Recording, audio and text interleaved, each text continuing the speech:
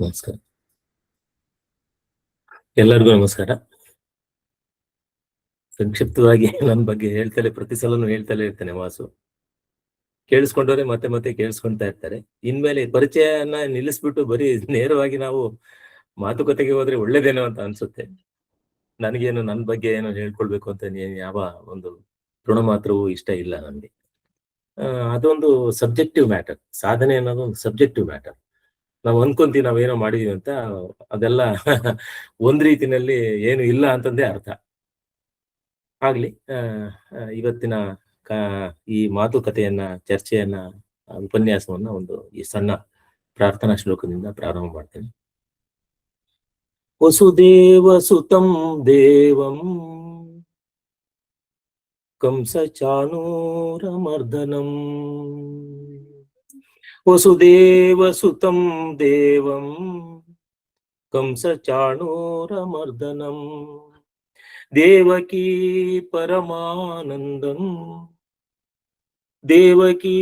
ಪರಮಾನಂದಂ Krishnam Vande ಜಗದ್ಗುರುಂ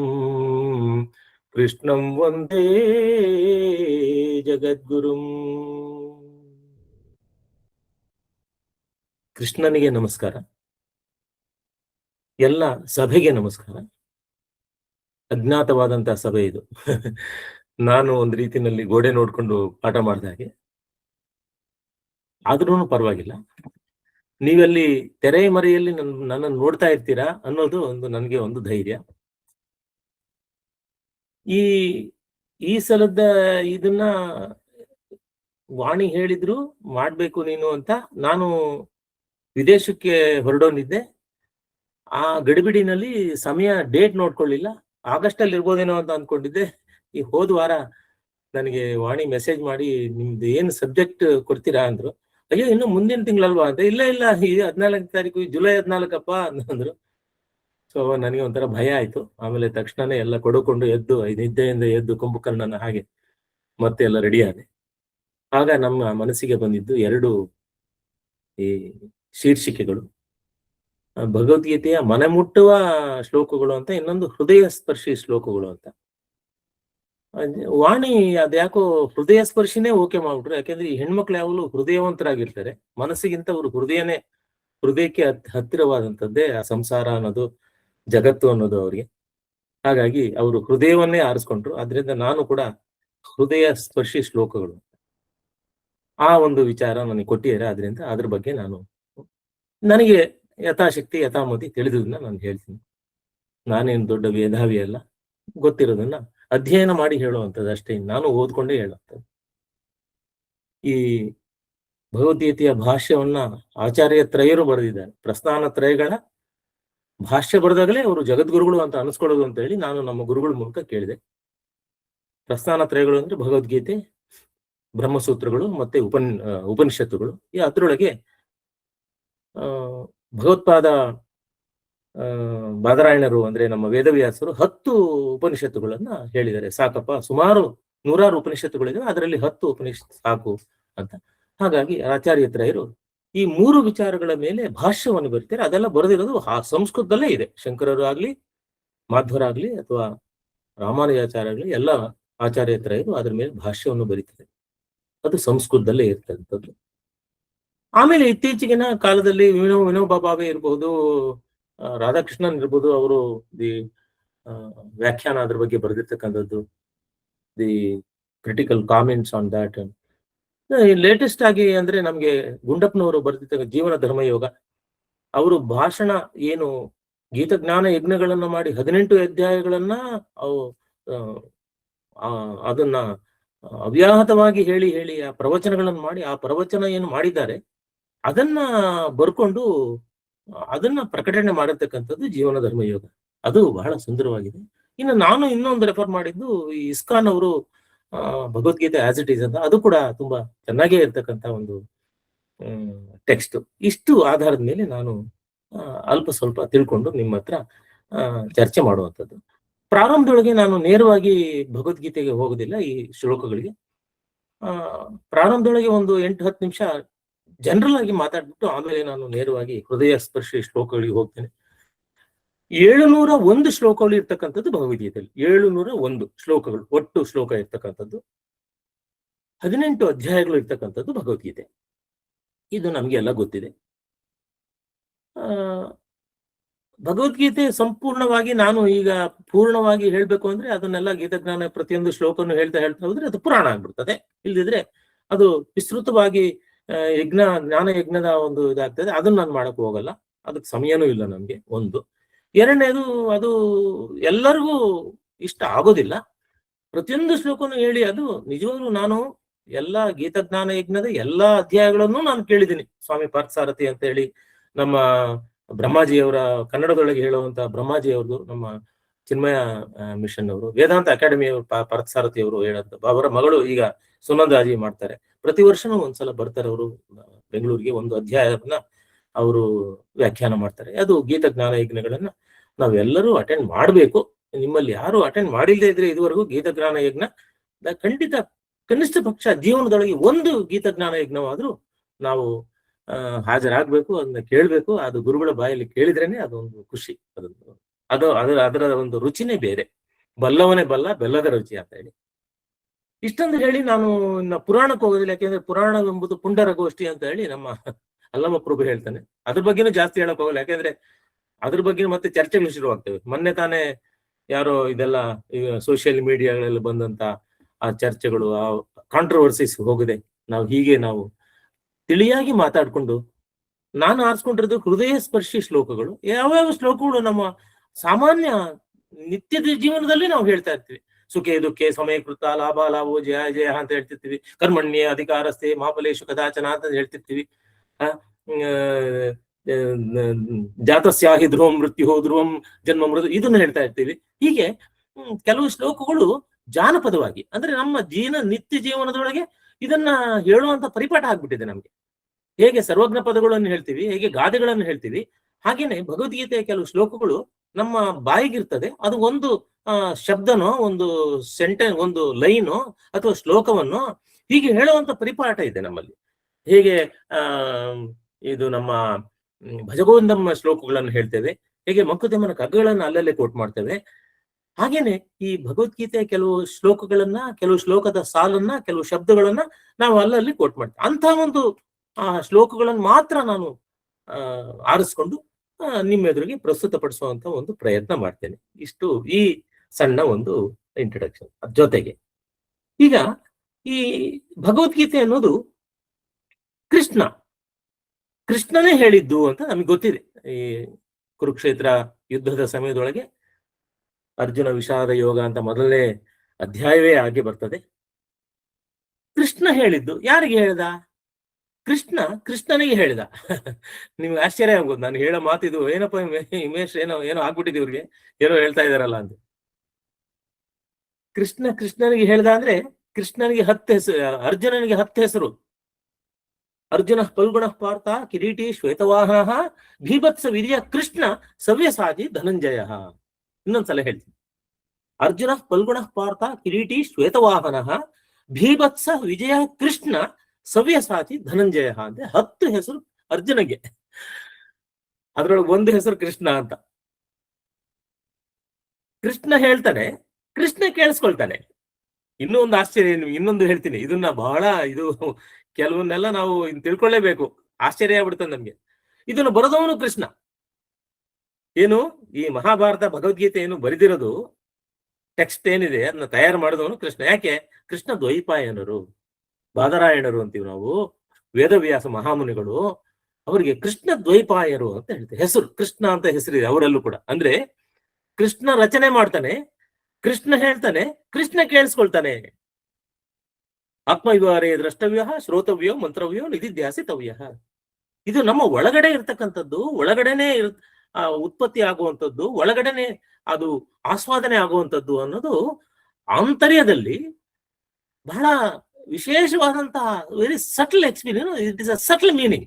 Bhagavad Gita is not just told by somebody and just listen by somebody and it is written by some, not like that. It is an inner consciousness. ಅದಕ್ಕೆ Krishna conscious ಅಂತಂದ್ರೆ ನಮ್ಮ ISKCON ಅವರು Krishna consciousness ಅಂತ ಹೇಳ್ಬಿಟ್ಟು ನಾವೇ ಕೃಷ್ಣರಾಗಬೇಕು. ಒಳಗಡೆ ನಾವೇ ಹೇಳ್ಕೊಳ್ಬೇಕು, ನಾವೇ ಇಂಟ್ರಾಸ್ಪೆಕ್ಟ್ ಮಾಡುವ. ಅದಕ್ಕೆ ಯಾಜ್ಞವಲ್ಕರು ಮೊದಲ ವೇದಾಂತದ ಮೊದಲ ಪಾಠವೇ ಆತ್ಮೈವಾರೇ ದ್ರಷ್ಟವ್ಯ, ಆತ್ಮನನ್ನ ನೋಡ್ಕೊಳಪ್ಪ, ಒಳಗಿಳಿಯಬೇಕು. ಆತ್ಮೈವಾರೇ ದ್ರಷ್ಟವ್ಯ, ಶ್ರೋತವ್ಯೋ ಮಂತ್ರವ್ಯೋ ನಿಧಿಧ್ಯಾಸಿತವ್ಯ. ಶ್ರೋತವ್ಯ ಶ್ರವಣ, ಮಂತ್ರವ್ಯ ಮನನ, ನಿಧಿಧ್ಯಾಸಿತವ್ಯ ನಿಧಿಧ್ಯಾಸ. ತಂದು ಕೇಳಿಸ್ಕೊಂಡು ಮನಸ್ಸಿನೊಳಗೆ ಚರಿತೆ ಚರ್ವಣ ಮಾಡಿ ಚೆನ್ನಾಗಿ ಆ ಮೊಸರನ್ನ ಕಡೆದು ಬೆಣ್ಣೆ ನವನೀತ ತೆಗೆದ ಹಾಗೆ ನಿಧಿಧ್ಯಾಸಿತವ್ಯ.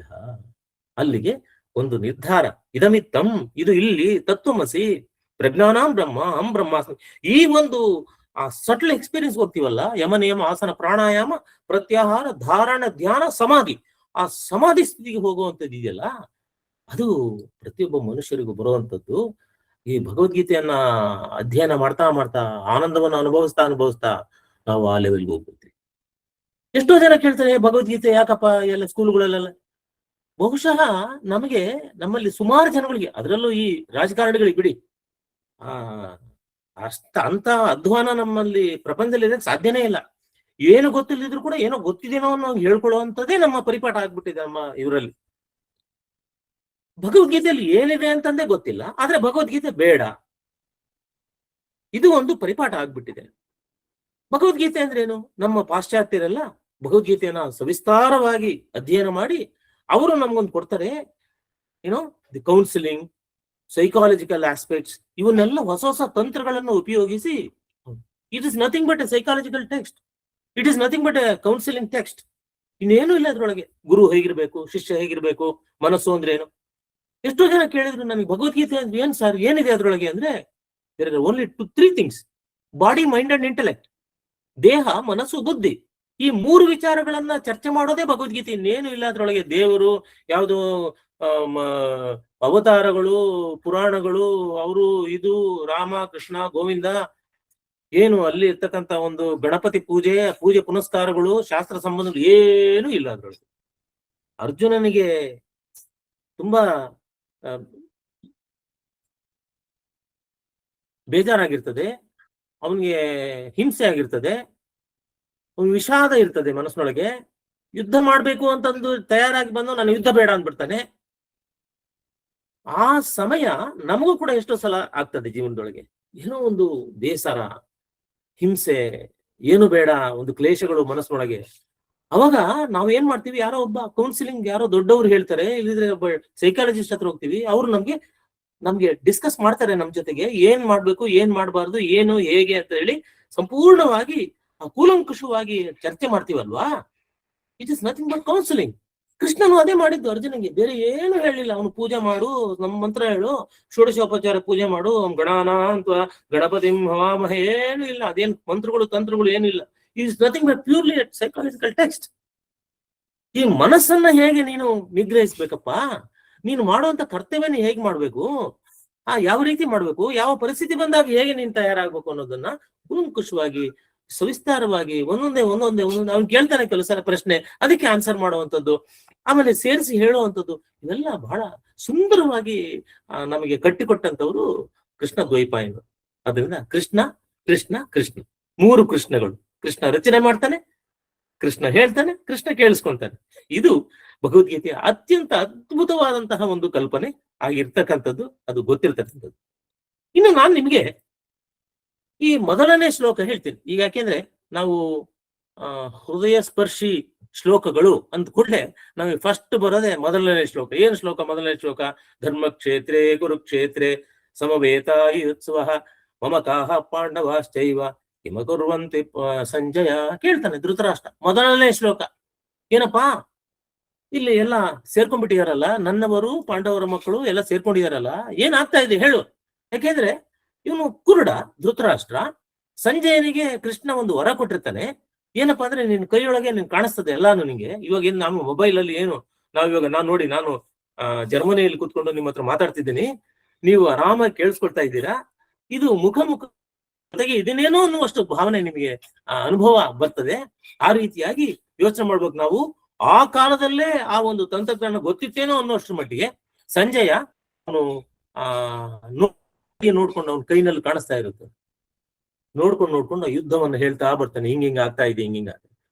ಮೊದಲನೇ ಪ್ರಶ್ನೆ ಧೃತರಾಷ್ಟ್ರ ಕೇಳೋದು, ಹೇಳಪ್ಪ ಸಂಜಯ, ಏನಾಗ್ತಾ ಇದೆ ಹೇಳು, tell me the updates, what's happening.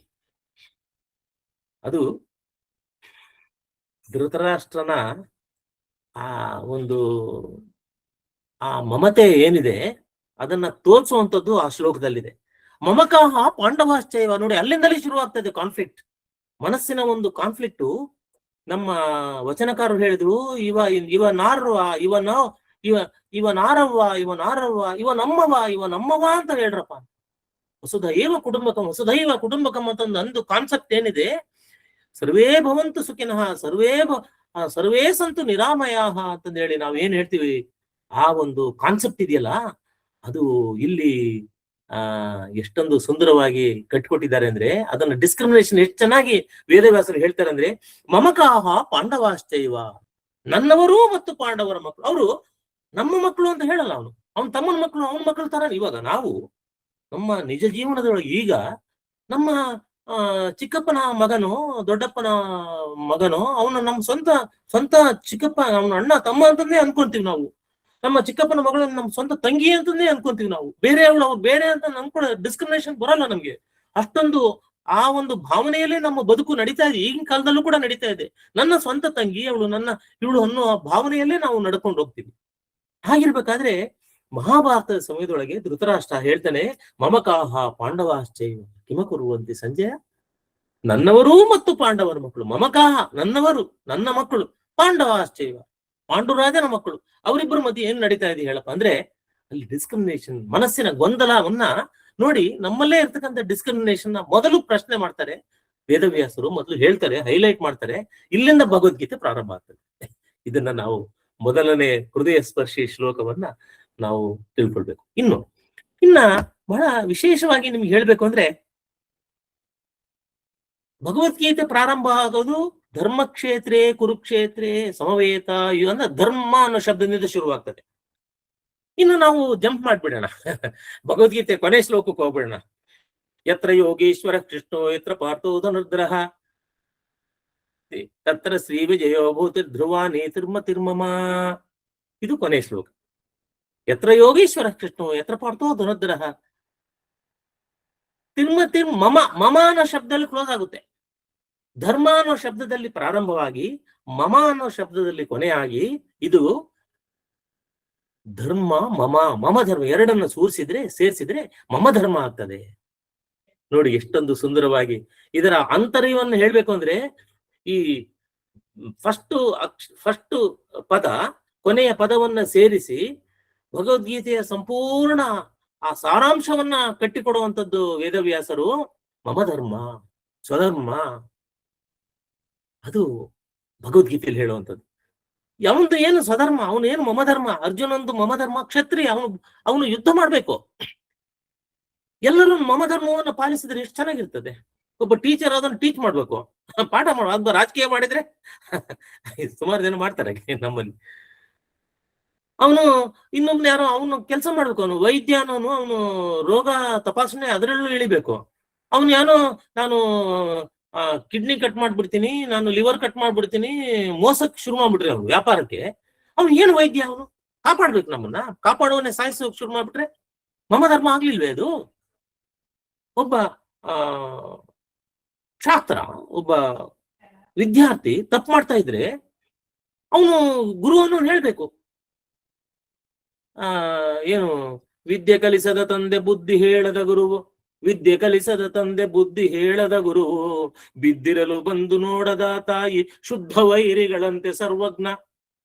ವಿದ್ಯೆ ಕಲಿಸದ ಗುರು, ವಿದ್ಯೆ ಕಲಿಸದ ತಂದೆ ಆದವನು ಆ ಮಗನಿಗೆ ಮಗಳಿಗೂ ಅವನು ವಿದ್ಯೆ ಕಲ್ತ್ಕೊಳ್ಳಿ ಅಂತ ಎನ್ಕರೇಜ್ ಮಾಡ್ಬೇಕಂತೆ, ಪ್ರೋತ್ಸಾಹ ಕೊಡ್ಬೇಕು. ಸ್ಕೂಲ್ಗೆ ಹೋಗ್ರಪ್ಪ ನೀವು, ಬಾರ ಕೆಲಸ ಮಾಡೋ, ನೀನು ಅಂಗಡಿ ಒಳಗೆ ಕೆಲಸ ಮಾಡೋ. ನೋ, ತಂದೆ ಆದವನು ಅವನಿಗೆ ಏನು ಒಂದು ಗ್ರಾಜುಯೇಷನ್, ಪೋಸ್ಟ್ ಗ್ರಾಜುಯೇಷನ್, ಅಟ್ಲೀಸ್ಟ್ ಅಷ್ಟು ಆ ಲೆವೆಲ್ ವರ್ಗೂ ಅವನಿಗೆ ವಿದ್ಯೆಯನ್ನ ಕಲಿಸುವುದಕ್ಕೆ ಅವನು ಪ್ರೇರಣೆ ಮಾಡ್ಬೇಕು. ಅದು ಬಿಟ್ಬಿಟ್ಟು ಅವನು ಬೇರೆ ಏನೋ ಮಾಡ್ಕೊಳ್ಳೋ ಅಂತ ಆದ್ರೆ ಅದು ಸರಿ ಹೋಗೋದಿಲ್ಲ. ಅದರಿಂದ ಮಮ ಧರ್ಮ, ತಂದೆ ಆದವನ ಧರ್ಮ ಏನು, ಅವನು ವಿದ್ಯೆ. ಟೀಚರ್ ಧರ್ಮ ಏನು, ಬುದ್ಧಿ ಹೇಳೋದು. ಬುದ್ಧಿ ಹೇಳದ ಗುರು, ವಿದ್ಯೆ ಕಲಿಸದ ತಂದೆ, ಬುದ್ಧಿ ಹೇಳದು, ಬಿದ್ದಿರೋರು ಬಂದು ನೋಡದ ತಾಯಿ. ಅವನೇನು ಕಾಯಿಲೆಯಿಂದ ಬಿದ್ದಿದ್ದಾನೆ ಮಗು, ಅವನು ಏನ್ ಬೇಕಾದ್ರೆ ಮಾಡ್ಕೊಳ್ಳಿ ಬಿಡ ಅನ್ನಲ್ಲ. ತಾಯಿ ಮಗು ಹುಷಾರಿಲ್ಲ ಅಂದ್ರೆ ಎಂತ ತಾಯಿ ಆಗಿ, ಯಾವ ತಾಯಿ ಆಗಿ ಬಂದು ತಕ್ಷಣ ಬಂದು ನೋಡ್ತಾಳೆ. ಅವಳಿಗೆ ತೊಂದರೆ, ಆ ಮಗುವನ್ನು ಕಾಪಾಡುವಂತ ಆ ಪ್ರಕ್ರಿಯೆಯಲ್ಲಿ ಭಾಗವಹಿಸ್ತಾಳೆ. ಅದು ಮಮ ಧರ್ಮ. ಈ ಭಗವದ್ಗೀತೆ ಹೇಳೋದು ಮಮ ಧರ್ಮನೇ. ನಿಮ್ಗೆ ಧರ್ಮ ನೀವು ಕಾಪಾಡ್ರಪ್ಪ, ನಿಮ್ ಕೆಲಸ ನೀವು ಎರಡನೇದು. ಮೊದಲೇದು ನಾವು ನೋಡಿದ್ವಿ ಮೊದಲೇದು ಕೃಷ್ಣ ಕೃಷ್ಣ ಕೃಷ್ಣ. ಎರಡನೇದು ಧೃತರಾಷ್ಟ್ರನ ಮಮಕಾಹ ಪಾಂಡ ಡಿಸ್ಕ್ರಿಮಿನೇಷನ್ ಆಫ್ ದ ಮೈಂಡ್ಸ್. ಮೂರನೇದು ಮಮ ಧರ್ಮ. ನನ್ನ ಸ್ವಂತ ಕೆಲಸ ನಾನು ಮಾಡ್ಬೇಕು. ವಿದ್ಯಾರ್ಥಿ ಆದವನು ವಿದ್ಯಾರ್ಥಿ ಕೆಲಸನೇ ಮಾಡ್ಬೇಕು, ಬೇರೆ ಏನೋ ಪೋಲಿ ಅಲಿಯಕ್ಕೂ ಅಲ್ಲಿ ಇಲ್ಲಿ ಅದು ಇನ್ನು ಮಾಡಕ್ ಹೋಗ್ಬಾರ್ದು ಅವನು. ಕೆಲವು ವಿದ್ಯಾರ್ಥಿಗಳೆಲ್ಲ ಅದ್ಯಾವುದು ಗೇಮಿಂಗ್ ಅಂತೆ, ಅದೇನೋ ಗ್ಯಾಂಬ್ಲಿಂಗ್ ಅಂತೆ, ಇದು ಅಂತೆ, ಅದು ಡೇಟಿಂಗ್ ಅಂತೆ, ಏನೇನೋ ಶುರು ಮಾಡ, ಅದೆಲ್ಲ is not correct. So they have to do their jobs, otherwise why they have to study. ಅದು ಬೇರೆ ಟೈಮ್ ಇರ್ತದೆ, ಬೇರೆ ಜಾಗ ಇರ್ತದೆ, ಮಾಡೋಕೆ ಬಿಡಬೇಕು, ಆಮೇಲೆ discrimination next. First they have to do their job. ಇನ್ನ ಬಹಳ ಸ್ವಾರಸ್ಯವಾಗಿ ಒಂದು ಕತೆ ಹೇಳ್ತೀನಿ ನಿಮ್ಗೆ ಈ ಭಗವದ್ಗೀತೆ ವಿಚಾರವಾಗಿ. ಈ ಮೊದಲನೇ ಶ್ಲೋಕದ ವಿಚಾರವಾಗಿ ನಾನು ಅವಾಗಲೇ ಬಂದ್ಬಿಟ್ಟಿದ್ದೀನಿ ಟೆಕ್ಸ್ಟ್ ಮ್ಯಾಟರ್ಗೆ, ನನ್ನ ಸಬ್ಜೆಕ್ಟ್ ಇಳಿದ್ಬಿಟ್ಟಿದ್ದೀನಿ, ನಾನು ಮಾತಾಡ್ತಾ ಇದ್ದೀನಿ, ಸಬ್ಜೆಕ್ಟ್ ಬಗ್ಗೆನೇ ಮಾತಾಡ್ತಾ ಇದ್ದೀನಿ. ಒಂದ್ಸಲ ಏನಾಯ್ತಂತೆ, ಒಬ್ರು ನಂತರ ವಯಸ್ಸಾದವರು ಟೈಮ್ ಪಾಸ್ ಮಾಡ್ಬೇಕು ಅಂತ ಹೇಳಿ ಸುತ್ತ ಹತ್ರ ಏನೋ ವಿಚಾರಿಸಿದ್ರು. ಯಾವ್ದೋ ಒಂದು ಒಬ್ರು ಯಾರೋ ಗುರುಗಳು ಭಗವದ್ಗೀತೆ ಹೇಳ್ಕೊಡ್ತೀವಿ, ಎಲ್ಲ ಬಂದು ಭಗವದ್ಗೀತೆ ಪಾರಾಯಣ ನಿಮ್ಗೆ ಹೇಳ್ಕೊಡ್ತೀವಿ, ಶ್ಲೋಕಗಳೆಲ್ಲ ನಿಮ್ಗೆ ಬಯಟ್ ಮಾಡ್ತೀವಿ, ಒಂದೊಂದೇ ಶ್ಲೋಕಗಳು ಹೇಳ್ಕೊ. ಸರಿ, ಮೊದಲನೇ ಅಧ್ಯಾಯ ಹೇಳ್ಕೊಳ್ಳೋಣ ಮೊದಲೇ. ಅವ್ರು ಬಂದ್ರು, ಬನ್ನಿ ಅಂದ್ರು. ವಯಸ್ಸಾಗಿದೆ, ಕೂತ್ಕೊಂಡ್ರು. ಅಲ್ಲೇ ಹತ್ರ ಒಂದು ಮೂಲೆ ಒಳಗೆ ಕೂತ್ಕೊಂಡ್ರು ಅವರು. ಇವ್ರು ಶುರು ಮಾಡಿದ್ರು ಗುರುಗಳು. ಧರ್ಮಕ್ಷೇತ್ರೇ ಕುರುಕ್ಷೇತ್ರೇ, ಎಲ್ಲರೂ ಧರ್ಮಕ್ಷೇತ್ರ ಎರಡೆರಡು ಸಲ ಹೇಳ್ಬೇಕು. ಸಮವೇತಾಯುತ್ಸವ 2 ಸಲ ಹೇಳ್ಬೇಕು. ಮಮಕಾಹ ಪಾಂಡವಾಶ್ಚೈವ. ಸರಿ, ಯಾವತ್ತು ಒಂದು 2-3 ಶ್ಲೋಕ ಹೇಳ್ಕೊಟ್ರು. ಅಲ್ಲಲ್ಲಿ ಮಕ್ಕಳು ಬಂದಿದ್ರು, ವಯಸ್ಸಾದವ್ರು ಬಂದಿದ್ರು, ಮಧ್ಯ ಎಲ್ಲರೂ ಇದ್ರು. ಇವ್ರು ಬಂದವರು ವಯಸ್ಸಾದಂತವ್ರು, ನನ್ನಂತ ವಯಸ್ಸಾದಂತವ್ರು ಕೂತ್ಕೊಂಡು ಧರ್ಮಕ್ಷೇತ್ರೇ ಕುರುಕ್ಷೇತ್ರೇ ಮುಂದಕ್ಕೆ ಹೋಗ್ತಲೇ ಇಲ್ಲ. ಅವರು ಬರೀ ಕೂತ್ಕೊಂಡು ಅದೆಲ್ಲ ಕ್ಲಾಸ್ ಎಲ್ಲ ಆಯ್ತು, ಆದ್ರೂ ಕೂಡ ಧರ್ಮಕ್ಷೇತ್ರೇ ಕುರುಕ್ಷೇತ್ರೇ ಹೇಳ್ತಾ ಇದ್ದಾರೆ. ಇವ್ರು ಹೇಳ್ಕೊಡೋರು ಗುರುಗಳಿದ್ರಲ್ಲ, ಅವರು ಸ್ವಲ್ಪ ತುಂಬಾ ವಯಸ್ಸೇನು ಆಗಿರ್ಲಿಲ್ಲ. ಅವರು ನಡೆಸ್ಬೇಕು, ಭಗವದ್ಗೀತೆ ಕ್ಲಾಸ್ ನಡೆಸ್ಬೇಕು ಅಂತ ಹೇಳಿ ಆ ಒಂದು ಆಲೋಚನೆ ಇಟ್ಕೊಂಡು ಶುರು ಮಾಡಿದಂಥವ್ರು. ಅವ್ರು ಬಂದು ಕೇಳಿದ್ರು, ಸರ್ ನಮಸ್ಕಾರ, ನೀವು ಯಜಮಾನ್ರೆ, ನೀವು ಇವತ್ತು ಭಗವದ್ಗೀತೆ ಕ್ಲಾಸಿಗೆ ಬಂದಿದ್ದೀರಾ? ನಾನು ಹೇಳೋ ಶ್ಲೋಕನ 3-4 ಶ್ಲೋಕ ಹೇಳಿದ್ವಿ, ಬಟ್ ನೀವು ಮಾತ್ರ ಧರ್ಮಕ್ಷೇತ್ರ ಕುರುಕ್ಷೇತ್ರ ಅಂತಂದ್ರೆ ಹೇಳ್ತಾ ಇದ್ದೀರಾ, ಮುಂದಕ್ಕೆ ಹೋಗ್ತಲೇ ಇಲ್ವಲ್ಲ ಅಂತ ಅಂದ್ರು. ನನಗೆ ಗೊತ್ತಿರೋದು ಅಷ್ಟೇ ಕಣಪ್ಪ, ಅಷ್ಟೇ ಅಲ್ವಾ, ಭಗವದ್ಗೀತೆಗಳು ಇನ್ನೇನಿದೆ, ಅಷ್ಟೇ ಅಲ್ವೇ ಅಂದ್ರು. ಏನ್ ಸರ್ ಹಂಗಂದ್ರೆ? ಧರ್ಮಕ್ಷೇತ್ರೇ ಕುರುಕ್ಷೇತ್ರ ಒಳಗೆ ಏನಿದೆ? ಕ್ಷೇತ್ರೇ 2 ಸಲ ಕ್ಷೇತ್ರ ಬಂದಿದೆ.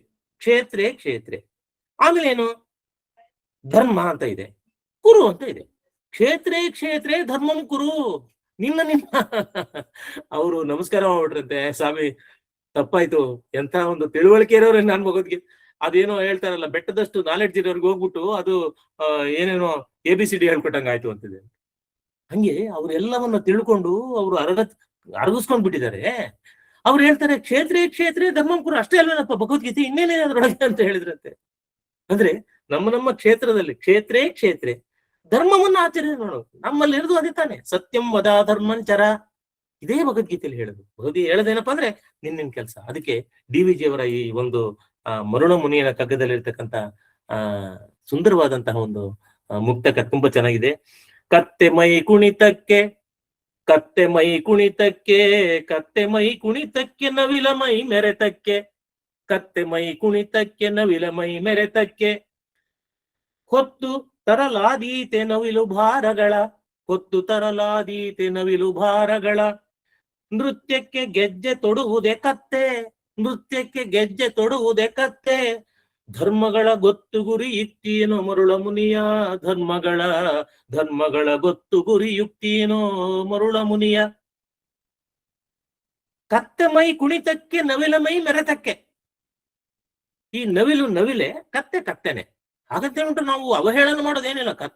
ಕತ್ತೆ ಇಲ್ಲ, ಅದು ಅದ್ರ ಕೆಲಸ ಅದು ಮಾಡ್ತದೆ, ಭಾರ ಹೊರೋದೇ ಅದ್ರ ಕೆಲಸ. ನವಿಲು ಸುಂದರವಾಗಿ ಗೆರೆಗಳನ್ನೆಲ್ಲ ಪುಕ್ಕುಗಳನ್ನೆಲ್ಲ ಬಿಡಿಸ್ಕೊಂಡು, ಅದು ಗಂಡು ನವಿಲು ನೃತ್ಯ ಮಾಡುವಂಥದ್ದು. ಮಳೆ ಬರ್ತಾ ಇದೆ ಅಂದ್ರೆ ಅದಕ್ಕೆ ಏನ್ ಖುಷಿನೋ, ಅದು ಗರಿಗಳಲ್ಲೆಲ್ಲ ತೆಕ್ಕೊಂಡು ಬಣ್ಣವಾಗಿ ತುಂಬಾ ಸುಂದರವಾಗಿ ನೃತ್ಯ ಮಾಡ್ತದೆ. ಅದು ನೋಡೋದಕ್ಕೆ ಚಂದ, ಅದು ಮೆರೆಸುವಂಥದ್ದು ನೃತ್ಯ. ಆದ್ರಿಂದ ಅದ್ರ ಕೆಲಸ ಅದೇ ಮಾಡ್ಬೇಕು. ಹಾಗಂತ ಹೇಳ್ಬಿಟ್ಟು ನವಿಲಿಗೆ ಚೇಂಜ್ ಮಾಡ್ಬಿಡ್ತೀವಪ್ಪ ನಾವು, ಅವ್ನಿಗೆ ಸ್ವಲ್ಪ ಪ್ರಮೋಷನ್ ಕೊಟ್ಬೇಡ, ಬಾರ ಓದ್ಕೊಂಬಾರ ಅಂದ್ರೆ ಆಗೋದಿಲ್ಲ. ನವಿಲು ಆ ಕತ್ತೆ ಬಾರ ನವಿಲು ಹೊರಕ, ಆಯ್ತಪ್ಪ ಕತ್ತೆಗೆ ನೀನು ಪ್ರಮೋಷನ್ ತುಂಬಾ ಚೆನ್ನಾಗಿ ಕೆಲಸ ಮಾಡ್ತಿದ್ಯಾ, ನೀನು ಪ್ರಮೋಷನ್ ಕೊಟ್ಬಿಡ್ತೀಯ ಅಂತ ಅದು ಕಾಲಿಗೆ ಗೆಜ್ಜೆ ಕಟ್ಬಿಟ್ಟು ತಕತೈ ಕುಣಿ ಅಂದ್ರೆ ಆಗುತ್ತೇನು? ಆಗೋದಿಲ್ಲ. ಆದ್ರಿಂದ ಆ ಧರ್ಮಗಳ ಏನು ಧರ್ಮದ ಮಾರ್ಗ ಅಂತ ಏನಿದೆ, ಗೊತ್ತು ಗುರಿ ಯುಕ್ತಿ, ಅದು ಬೇರೆನೇ ಇದೆ. ನಾವು ಸುಮ್ನೆ ನಾವು ಏನೇನೋ ಮಾಡಕ್ ಆಗಲ್ಲ. ಆದ್ರಿಂದ ಧರ್ಮ ಕ್ಷೇತ್ರೇ ಧರ್ಮಂ ಕುರು, ನಿಮ್ಮ ಕ್ಷೇತ್ರದೊಳಗೆ ನಿಮ್ಮ ಕೆಲಸ ಮಾಡಿ. ಒಬ್ಬ ಡಾಕ್ಟರ್ ಕೆಲಸ ಮಾಡಬೇಕು, ಕಸ ಗುಡಿ ಮಾಡ್ಬೇಕು, ಕರ್ಮಯೋಗ ಅಂತೀವಲ್ವಾ. ಇರುವ ಕೆಲಸವ ಮಾಡು ಕಿರಿದೆನದೆ ಮನ ಬಿಟ್ಟು, ದೊರೆತದ ಪ್ರಸಾದವೆಂದುಣ್ಣು ಗುಣಗಿಡದೆ, ದೊರೆತದ ಹಸಾದವೆಂದುಣ್ಣು ಗುಣಗಿಡದೆ, ಸಹಿಸು ಲೋಕದ ಭರವ ಧರಿಸು ಲೋಕದ ಭರವ ಪರಮಾರ್ಥವನ್ನು ಬಿಡದೆ, ಹೊರಡು ಕರೆ ಬರಲಳದೆ ಮಂಕುತಿಮ್ಮ. ಡಿ.ವಿ.ಜಿ ಅವರು ಎಷ್ಟು ಸುಂದರ, ಇರುವ ಕೆಲಸವ ಮಾಡು ಕಿರಿದೆನದೆ ಮನ ಬಿಟ್ಟು. ನಿನ್ ಕೆಲಸ ನೀನ್ ಮಾಡಪ್ಪ, ನೀನು ಯಾಕೆ ಯೋಚನೆ ಮಾಡು, ನಿನ್ ಕೆಲಸ ನೀನ್ ಮಾಡ್ಕೊ, ಬೇರೆಯವರು ತಲೆ ತೋರಿಸ್ಬೇಡ ಅಂತ. ನಮ್ಮಲ್ಲಿ ಸಾಮಾನ್ಯವಾಗಿ ಎಲ್ಲಾ ಕ್ಷೇತ್ರಗಳಲ್ಲೂ ಆಗೋ ಕೆಲಸ ಏನಪ್ಪಾ ಅಂದ್ರೆ, ನಮ್ ಕೆಲಸ ಬಿಟ್ಬಿಟ್ಟು ಬೇರೆಯವ್ರನ್ನ ನೋಡಕ್ ಹೋಗೋದೇ ಜಾಸ್ತಿ ನಾವು. ಅದಕ್ಕೆ ಕೆಲಸ ಕೆಡೋದು, ಪ್ರಪಂಚ ಕೆಡೋದು, ನಮ್ಮ ಸಂಸ್ಥೆಗಳು ಕೆಟ್ಟೋಗೋದು. ಆದ್ರಿಂದ ನಮ್ಮ ಧರ್ಮಕ್ಷೇತ್ರೇ ಕುರುಕ್ಷೇತ್ರೇ ಸಮವೇತ ಯೋತ್ಸವ ಅನ್ನೋ ಒಂದು ಶ್ಲೋಕ ಹೃದಯ ಸ್ಪರ್ಶಿ ಶ್ಲೋಕ. ಆ ಹೃದಯ ಸ್ಪರ್ಶಿ ಶ್ಲೋಕ ಯಾಕೆ ಹೃದಯ ಸ್ಪರ್ಶಿ ಆಯ್ತು ಅಂತ ನೀವೆಲ್ಲ ತಿಳ್ಕೊಂಡ್ರಿ, ಇವತ್ತು ನಾವೆಲ್ಲ ತಿಳ್ಕೊಂಡು. ಎಷ್ಟು ಚೆನ್ನಾಗಿದೆ ನೋಡಿ. ಕೃಷ್ಣ ಕೃಷ್ಣ ಕೃಷ್ಣ, ಅವನು 3 ಜನ ಕೃಷ್ಣಗಳು, ಧೃತರಾಷ್ಟ್ರನ ಮಮಕಾರ, ಆಮೇಲೆ ಧರ್ಮ, ಮಮ ಧರ್ಮ, ಕ್ಷೇತ್ರ ಧರ್ಮಕ್ಕೂ. ಇದು ಮೊದಲನೇ ಅಧ್ಯಾಯದ ಮೊದಲನೇ ಶ್ಲೋಕ, ಅರ್ಜುನ ವಿಷಾದ ಯೋಗ. ನನಗಿನ್ಯಾವ ಶ್ಲೋಕನು ನಾನು ನಿಮ್ಗೆ ಹಂಚ್ಕೊಳ್ಳೋದಕ್ಕೆ ನಾನು ಇಷ್ಟಪಡಲ್ಲ. ಯಾಕೆಂದ್ರೆ ಅದ್ರೊಳಗೆ ಯಾರು ಯಾವ ಶಂಕ ಓದಿದ್ರು, ಯಾರ್ಯಾರು ಬಂದ್ರು, ಇವ್ರು ಯಾರು ಕರ್ಣ ಬಂದ, ಅವನು ಯಾರೋ ದ್ರೋಣ ನಿಂತಿದ್ದಾನೆ, ಭೀಷ್ಮ ನಿಂತಿದ್ದಾನೆ, ಈ ಕಡೆ ಇವ್ರು ನಿಂತಿದ್ದಾರೆ, ಶಲ್ಯ ನಿಂತಿದ್ದಾನೆ, ಅವ್ನು ನಿಂತಿದ್ದಾನೆ, ಅರ್ಜುನ ಬಂದ, ಭೀಮ ಬಂದ, ಅವ್ನ್ ಶಂಕ ಓದ್ದ, ಇವನ್ ಶಂಕ ಓದ್ದ, ಕೃಷ್ಣಗೆ ಹೇಳಿದ, ಕೃಷ್ಣ ತಗೊಂಡೋಗಿ ರಥನ ನಿಲ್ಸು ಅಂದ, ಅವ್ನು ನಿಂತ. ಅವಾಗ ಎಲ್ಲ ಒಂದೊಂದೇ ಆ ವಿವರಣೆ ಬರ್ತಾ ಹೋಗ್ತದೆ. ಆದ್ರೆ ಕೊನೆಯಲ್ಲಿ ನಾನು ಮುಂದಿನ ಅಧ್ಯಾಯಕ್ಕೆ ಹೋಗೋ ಮೊದಲು ಅವನು ಹೇಳ್ತಾನೆ, ಸ್ವಜನಂ ಹಿ ಕಥಂ ಹತ್ವಾ ಸುಖಿನಂ ಶ್ಯಾಮ ಮಾಧವ. ಏನಪ್ಪ ಸ್ವಜನಂ ಹಿ ಕಥಂ ಹಿ ಹತ್ವ, ಏನಪ್ಪಾ ನಾನು ಸ್ವಜನರು ನಮ್ಮವರು ಇವ್ರನ್ನೆಲ್ಲ ಸಾಯಿಸ್ಬಿಟ್ಟು ಏನ್ ಸಾಧನೆನಪ್ಪ ಅದು? ಸುಖಿನಂ ಶ್ಯಾಮ ಮಾಧವ, ನಾನು ಸುಖಿಯಾಗಿರ್ತೀನಿ ಅನ್ಕೊಂಡೆ ಕೃಷ್ಣ.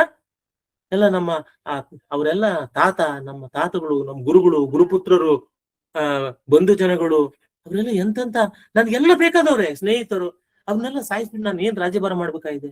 ಛೇ ಬೇಡ ಕೃಷ್ಣ, ನನಗೆ ಬೇಡ ನಂಗೆ ಈ ರಾಜ್ಯ ಬೇಡ, ಇದು ಬೇಡ, ಭೂಮಿ ಬೇಡ, ಏನು ಬೇಡ, ನಂಗೆ ಬಿಟ್ಬಿಡು ನಾನು ಅಂತಂದು ಹೇಳಿ, ಬಿಟ್ಬಿಡಬಾ ಸದ್ಯ ಅಂತ ಹೇಳ್ಬಿಟ್ಟು ಅವ್ನು ತ್ಯಾಗ ಮಾಡ್ಬಿಡ್ತಾನೆ. ಬಿಲ್ಲು ಬಾಂಡ್ಗಳನ್ನ ಬಿಸಾಕ್ಬಿಡ್ತಾನೆ.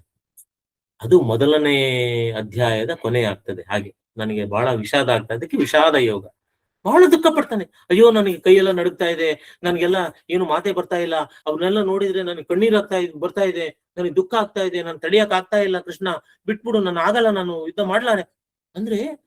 ಅವನು ಅಲ್ಲಿ ಯಾತಕ್ ಬಂದೇನೆ ಅಂದ ಕರ್ತವ್ಯನ ಬಿಟ್ಟು ಬರೀ ಹೃದಯವನ್ನ ಇದ್ ಮಾಡ್ಕೊಂಡು, ಮನಸ್ಸು ಏನ್ ಹೇಳ್ತಿದೆ ಕೇಳ್ಕೊಂಡು, ಆ ಒಂದು ದಿಗ್ಭ್ರಾಂತಿಯಾಗಿ ಅವನು ಆ ದಿಗ್ಭ್ರಮೆಯಲ್ಲಿ ಅವನು ಕರ್ತವ್ಯನ ಮರ್ತು ಬಿಟ್ಟು ಅವನು ಬೇಡ, ನಾನು ಯುದ್ಧ ಮಾಡೋದು ಬೇಡ ಅಂತ. ಅವಾಗ ನಾವು ಈಗ 2ನೇ ಅಧ್ಯಾಯಕ್ಕೆ ಹೋಗ್ತೀವಿ.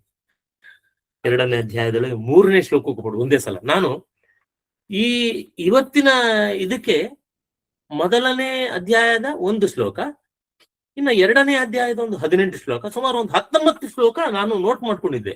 ಆದ್ರೆ ನನಗೆ ಗೊತ್ತಿಲ್ಲ, ಇವಾಗ ಮೋಸ್ಟ್ಲಿ ನಾನು ಮಾಡೋ ಸ್ಪೀಡಲ್ಲಿ ಮೋಸ್ಟ್ಲಿ 6 ಅಥವಾ 7 ಶ್ಲೋಕಗಳಿಗೆ ನಂದು ಸಮಯ ಸಾಕಾಗ್ತದೆ. ಸಾಮಾನ್ಯವಾಗಿ ವಾಸು ನನಗೆ ಎಕ್ಸ್ಟೆಂಡ್ ಮಾಡ್ತಾನೆ, ಅದಕ್ಕೆ ಭಾಗ 1, ಬಹಳ ಬುದ್ಧಿವಂತ ವಾಸು, ಅದಕ್ಕೆ ಭಾಗ 1 ಅಂತ ಹಾಕಿದ್ದಾನೆ. ಭಗವದ್ಗೀತೆ ಹೃದಯ ಸ್ಪರ್ಶಿ ಶ್ಲೋಕಗಳು ಭಾಗ 1 ಅಂತ. ಇದು ಇನ್ನು ಈ ಆಂಜನೇಯನ, ನಾನು ಮೊದಲೇ ಮಾರುತಿರಾಮ, ಈ ಆಂಜನೇಯನ ಬಾಲತನ ಬೆಳ್ಕೊಂಡು ಹೋಗುತ್ತೆ, ಅವನಿಗೆ ಗೊತ್ತಿದೆ. ಆದ್ರಿಂದ ಇದು ಭಾಗ 1. ಏನು ಚಿಂತೆ ಇಲ್ಲ, ನಮ್ಗೆ ಇನ್ನು ಸಮಯ ಇದೆ, ನಮಗಿಲ್ಲಿರಲು ಹೊತ್ತು ಬಹಳ ಇದೆ. ಆದ್ರಿಂದ ಇದನ್ನು ಒಂದೊಂದೇ ಸ್ವಲ್ಪ ಮಪ್ಪೆಸ ಧರ್ಮಸ್ಯ ಮಾಡ್ಕೊಂಡು ಹೋಗೋಣ. 3ನೇ ಅಧ್ಯಾಯ ಅಲ್ಲ 2ನೇ ಅಧ್ಯಾಯ ಸಾಂಖ್ಯ ಯೋಗ ಅಂತ. ಈ ಅಧ್ಯಾಯದೊಳಗೆ ಇದು ದೊಡ್ಡ ಅಧ್ಯಾಯ, 2ನೇ ದೊಡ್ಡ ಅಧ್ಯಾಯ. ಕೊನೆಯ ಅಧ್ಯಾಯ ಇದೆಯಾ ಮೋಕ್ಷ ಅದೆಂತದ್ದು ಯೋಗ, ಅದ್ರೊಳಗೆ 78 ಶ್ಲೋಕಗಳು ಬರ್ತವೆ. ಇದ್ರೊಳಗೆ 72 ಶ್ಲೋಕಗಳು ಬರ್ತವೆ. ನೋಡಿ ಎಷ್ಟು ಕಷ್ಟಪಡ್ತಾನೆ ಕೃಷ್ಣ ಅಂದ್ರೆ. ಎಲ್ಲ ಆ ಕೊನೆ ಅಧ್ಯಾಯ ಬಿಡಿ, ಅದು ಒಂಥರ ಮಿಕ್ಸ್ ಆಗ್ಬಿಟ್ಟಿದೆ ಅದು ಅಧ್ಯಾಯ. ಆ ಕೊನೆ ಅಧ್ಯಾಯ ಎಷ್ಟೋ ಕ್ರಿಟಿಕ್ಸ್ ಹೇಳೋ ತರ ಅದೊಂದು let us not go deep in it. ಆ ಸಂದರ್ಭ ಬಂದಾಗ ನಾನು ಹೇಳ್ತೀನಿ, 18ನೇ ಅಧ್ಯಾಯ ಬಂದಾಗ. ಇವಾಗಲೇ ಅದನ್ನ ಟಚ್ ಮಾಡೋದು ಬೇಡ. ಅದರೊಳಗೆ 78 ಶ್ಲೋಕಗಳು, ಇದರೊಳಗೆ 72 ಶ್ಲೋಕಗಳು ಸಾಂಖ್ಯಯೋಗದೊಳಗೆ. ಅಷ್ಟೊಂದು ವಿಸ್ತೃತವಾದಂತಹ, ಅತ್ಯಂತ ಅದ್ಭುತವಾದಂತಹ ಶ್ಲೋಕಗಳು ಇದಾವೆ ಇದರೊಳಗೆ. ನಮ್ಮ ದಿನನಿತ್ಯ ನಾವು ಮಾತಾಡುವಂತ, ಹೇಳುವಂತ, ಕೋಟ್ ಮಾಡುವಂತ, ನೆನೆಸ್ಕೊಳ್ಳುವಂತ, ಅವಾಗವ ನೆನೆಸ್ಕೊಳ್ಳುವಂತ ಶ್ಲೋಕಗಳಿದಾವೆ. ಅದನ್ನೆಲ್ಲ ನಿಮ್ಗೆ ಹೇಳ್ತೀನಿ ನಾನು. ಆ ಶ್ಲೋಕಗಳಲ್ಲಿ 3ನೇ ಶ್ಲೋಕ, ಕ್ಲೈಬ್ಯಂ ಮಾಸ್ಮಗಮಃ ಪಾರ್ಥನ್ ನೈತತ್ವ ವಿಪಪದ್ಯತೆ ಕ್ಷುದ್ರಂ ಹೃದಯ ದೌರ್ಬಲ್ಯಂ ತ್ಯಕ್ತ್ವಾ ಉತ್ತಿಷ್ಟ ಪರಂ ಉತ್ತಿಷ್ಟ ಪರಂತಪ ಉತ್ತಿಷ್ಟ ಪರಂತಹ ಪರಂತಪ ಪರಂತಪ ಅಂತ ನೋಡಿ. ಈ ಭಗವದ್ಗೀತೆಯ 18 ಅಧ್ಯಾಯದಲ್ಲೂ ಕೃಷ್ಣ ಅರ್ಜುನನನ್ನ ಒಂದೊಂದ್ ಕಡೆ ಒಂದೊಂದ್ ತರ ಕೌಂತೆಯ ಅಂತಾನೆ, ಭರತಕ್ಷಭ ಅಂತಾನೆ, ಹೀಗೆ ಒಂದೊಂದು ಹೆಸರುಗಳಿಟ್ಟು ಕರಿತಾ ಹೋಗ್ತಾನೆ. ಧನಂಜಯ ಅಂತಾನೆ. ಹೀಗೆ ಈ ಈ ಶ್ಲೋಕದೊಳಗೆ ಪರ್ಟಿಕ್ಯುಲರ್ ಆಗಿ 2ನೇ ಅಧ್ಯಾಯದ 3ನೇ ಶ್ಲೋಕದೊಳಗೆ ಪರಂತಪ ಅಂತ ಹೇಳ್ತಾನೆ. ಅಂದ್ರೆ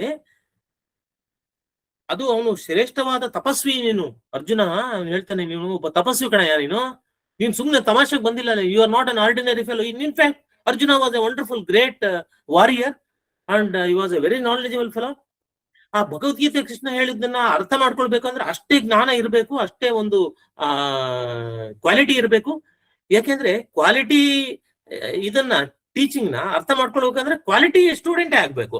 ಸುಮ್ನೆ ಯಾರಂದ್ರೆ ಏನಂದ್ರೆ ಅದೇ ಅರ್ಥ ಮಾಡ್ಕೊಳಕ್ಕಾಗಲ್ಲ. ನೀವು ಹೇಳ್ಬೋದು ನಮ್ಮ ಪಂಡಿತರು ಆ ಪಾಂಡಿತ್ಯವನ್ನ ಅನುಭವಿಸ್ಬೇಕು ಅಂದ್ರೆ ಒಳಗಡೆ ಒಂದು ಪಾಂಡಿತ್ಯ ಇರ್ಬೇಕು. ಇವಾಗ ಒಬ್ಬ ಕವಿಯ ಒಂದು ಕಾವ್ಯವನ್ನ ನಾನು ಆಸ್ವಾದಿಸ್ತೀನಿ, ಅನುಭವಿಸ್ತೀನಿ ಅಂದ್ರೆ ನನ್ನ ಒಳಗಡೆ ಒಬ್ಬ ಕವಿ ಇರ್ಬೇಕು. ಬರೀ ವಿಮರ್ಶಕ ಇದ್ರೆ ಸಾಲದು. ನಾನು ಸುಮ್ನೆ ಅವ್ನು ಹೇಳಿದ್ದೆಲ್ಲ ಸರಿನೋ ತಪ್ಪೋ ಬರೀ ಆ ಚರ್ಚೆ ಮಾಡೋನಲ್ಲ. ಒಳಗಡೆ ಆ ಮಿಡಿತ, ಹೃದಯದ ಮಿಡಿತ ಇದೆಯಲ್ಲ, ಅದು ಎಲ್ಲರಿಗೂ ಆಗೋದಿಲ್ಲ. ಕೃಷ್ಣ ಅಷ್ಟೊಂದು ಸುಂದರವಾಗಿ ಹೇಳ್ತಾ ಇದ್ದಾನೆ ಅಂದ್ರೆ ಅಷ್ಟೊಂದು ಸುಂದರವಾಗಿ ಅರ್ಥ ಮಾಡ್ಕೊಂಡು ಆಹಾ ಆಹಾ ಆಸ್ವಾದನೆ ಮಾಡುವಂತವನು ಅರ್ಜುನ. ಅದಕ್ಕೆ ಅವನಿಗೆ ಪರಂತಪ ಅಂತ ಹೇಳ್ತಾನೆ. ಉತ್ತಿಷ್ಟ ಪರಂತಪ. ಯಾತಕ್ಕೆ ಉತ್ತಿಷ್ಟ? ಅದಕ್ಕೆ ಒಂದು ಶಬ್ದ ಯೂಸ್ ಮಾಡ್ತಾನೆ, ಕ್ಲೈಬ್ಯಂ ಕ್ಲೈಬ್ಯಂ ಮಾಸ್ಮಗಮಃ ಪಾರ್ಥ. ಏನಪ್ಪ ನೀನು? ಕ್ಲೈಬ್ಯಂ ಅಂದ್ರೆ ಷಂಡತನ ಅಂತ ಶಬ್ದ ಕನ್ನಡದೊಳಗೆ ಕರೆಕ್ಟ್ ಆಗಿ ನಾವು ತರ್ಜುಮೆ ಮಾಡ್ಬೇಕು ಅಂದ್ರೆ ಷಂಡತನ. ಷಂಡತನ ಬಿಟ್ಬಿಡಪ್ಪ ನೀನು. ಕ್ಲೈಬ್ಯಂ ಮಾಸ್ಮಗಮಃ.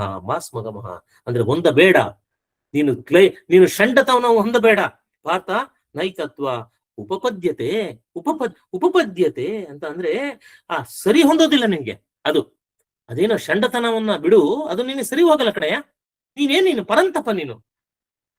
ಕ್ಷುದ್ರಂ ಹೃದಯದ ದೌರ್ಬಲ್ಯ. ಕ್ಷುದ್ರಂ ಅಂದ್ರೆ ಅಲ್ಪ, ಅಲ್ಪ, ಬಹಳ ಕೀಳಾದ್ದು. ಏನು ಹೃದಯ ದೌರ್ಬಲ್ಯ ಅನ್ನೋದು ಇದೆಯಲ್ಲ, ಅದು ತುಂಬಾ ಕೀಳಾದ್ದು ಕಣೆ. ಅಯ್ಯೋ ನನ್ಗೇನು ಗೊತ್ತಿಲ್ಲ, ಅಯ್ಯೋ ನಾನೇನು ಮಾಡೋಕ್ಕಾಗಲ್ಲ, ಅಯ್ಯೋ ನನ್ಗೆ ಮಾರ್ಕ್ಸ್ ಕಡಿಮೆ ಆಯ್ತು ಅಂತ ನೀಡಾಕ್ಬಿಡೋದು, ಇವೆಲ್ಲ ಷಂಡತನನೇ ಇದು.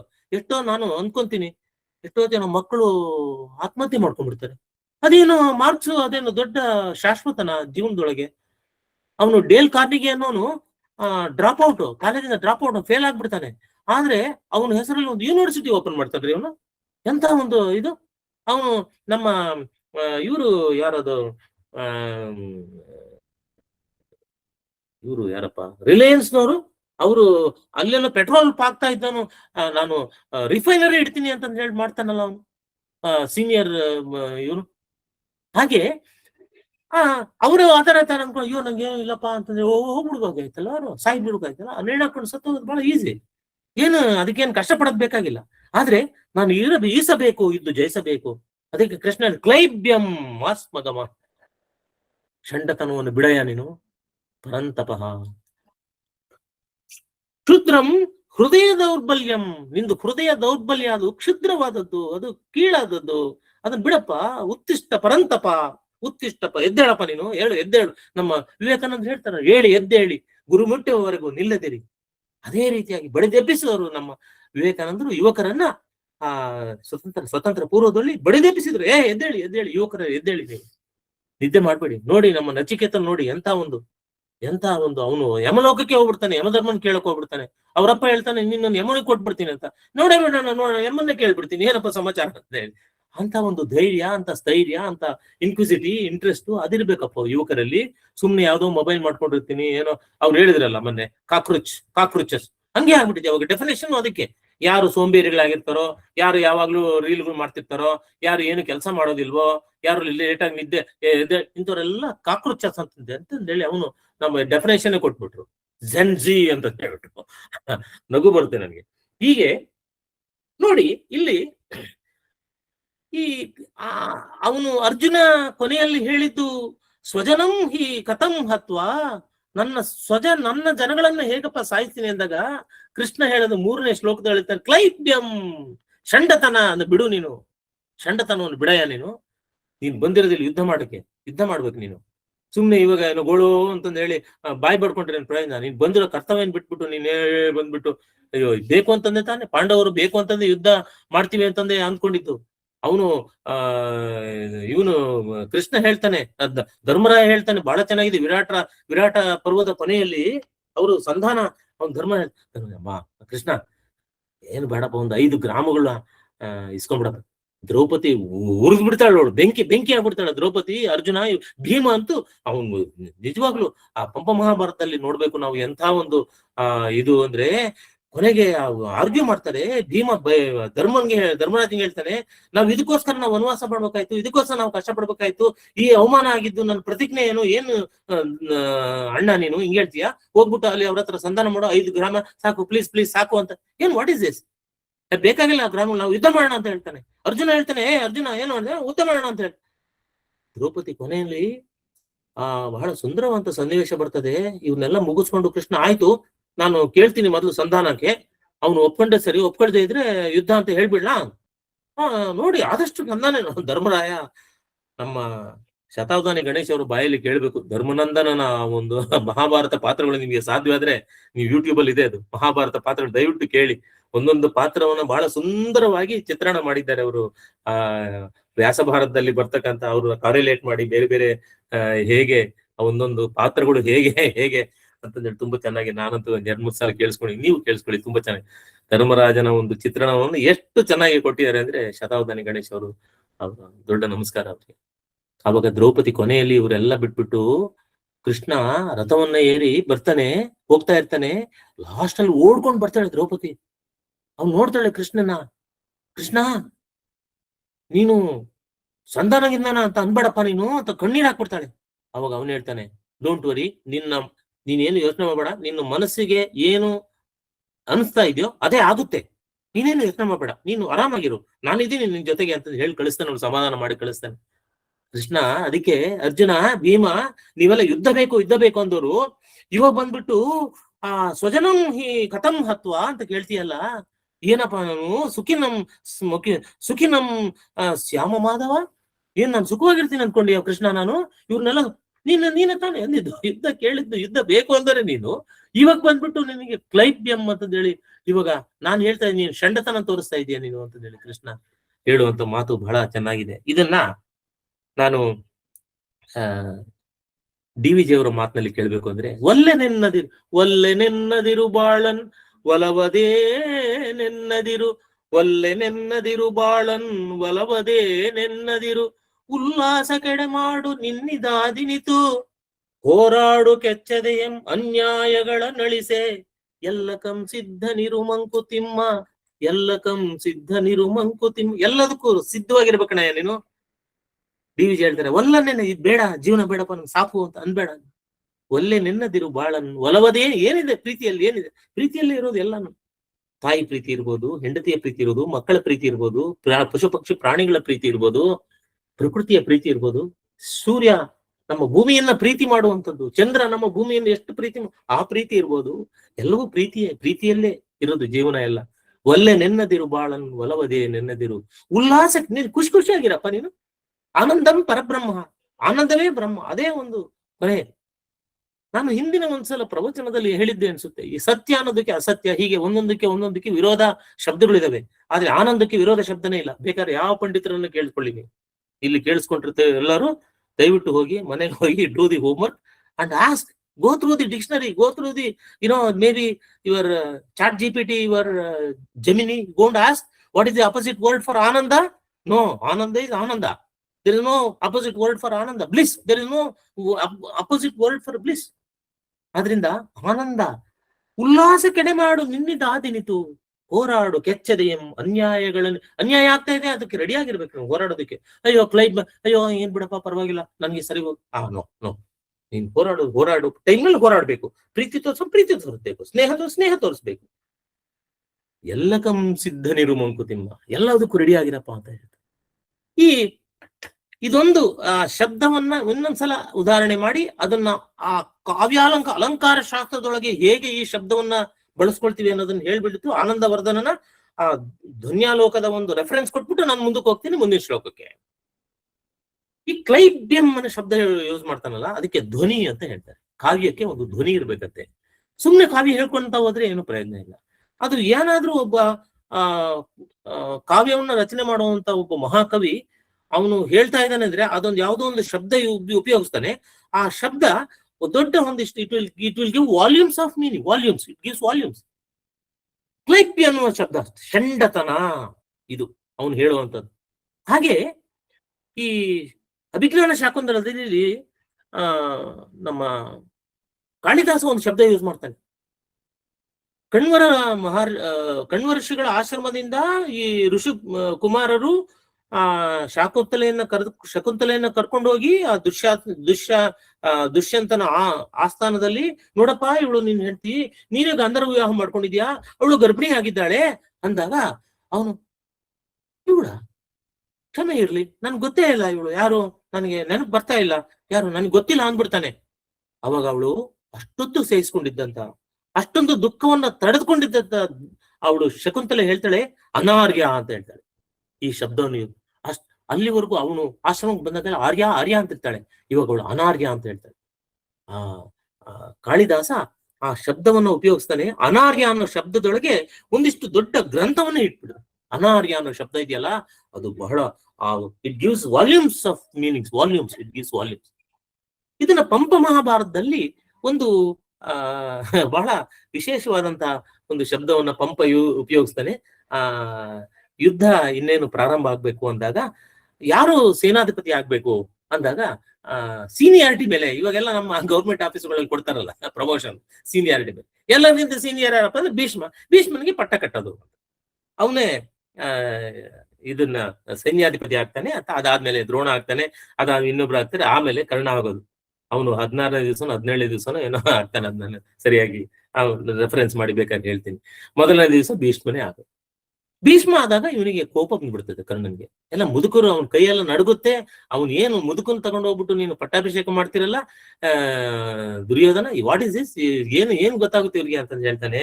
ಅವಾಗ ಭೀಷ್ಮ ಅವನ್ ಹೇಳ್ತಾನೆ, ನಿನ್ನ ಸೊಕ್ಕು, ನಿನ್ಗೆ ಅಹಂಕಾರ, ನಿನಗೆ ಯೌವನದ ಸೊಕ್ಕು ಎಲ್ಲ ಇದೆ ನಿನಗೆ, ಅದಕ್ಕೆ ಸೂಳ್ವಿಡೆಯ ಲಪ್ಪುದು ಕಾಣ ಮಹಾಜರಂಗದೋಳ್ ಅಂತ ಶಬ್ದ ಬರುತ್ತೆ. ಅದು ಫುಲ್ ಪದ್ಯ ಹೇಳಲ್ಲ ನಾನು, ಯಾಕೆಂದ್ರೆ ತುಂಬಾ ಅದಕ್ಕೆ ಅದು ಪಂಪ ಮಹಾಭಾರತಕ್ಕೆ ಹೋಗ್ಬಿಡ್ಬೇಕಾಗ್ತದೆ.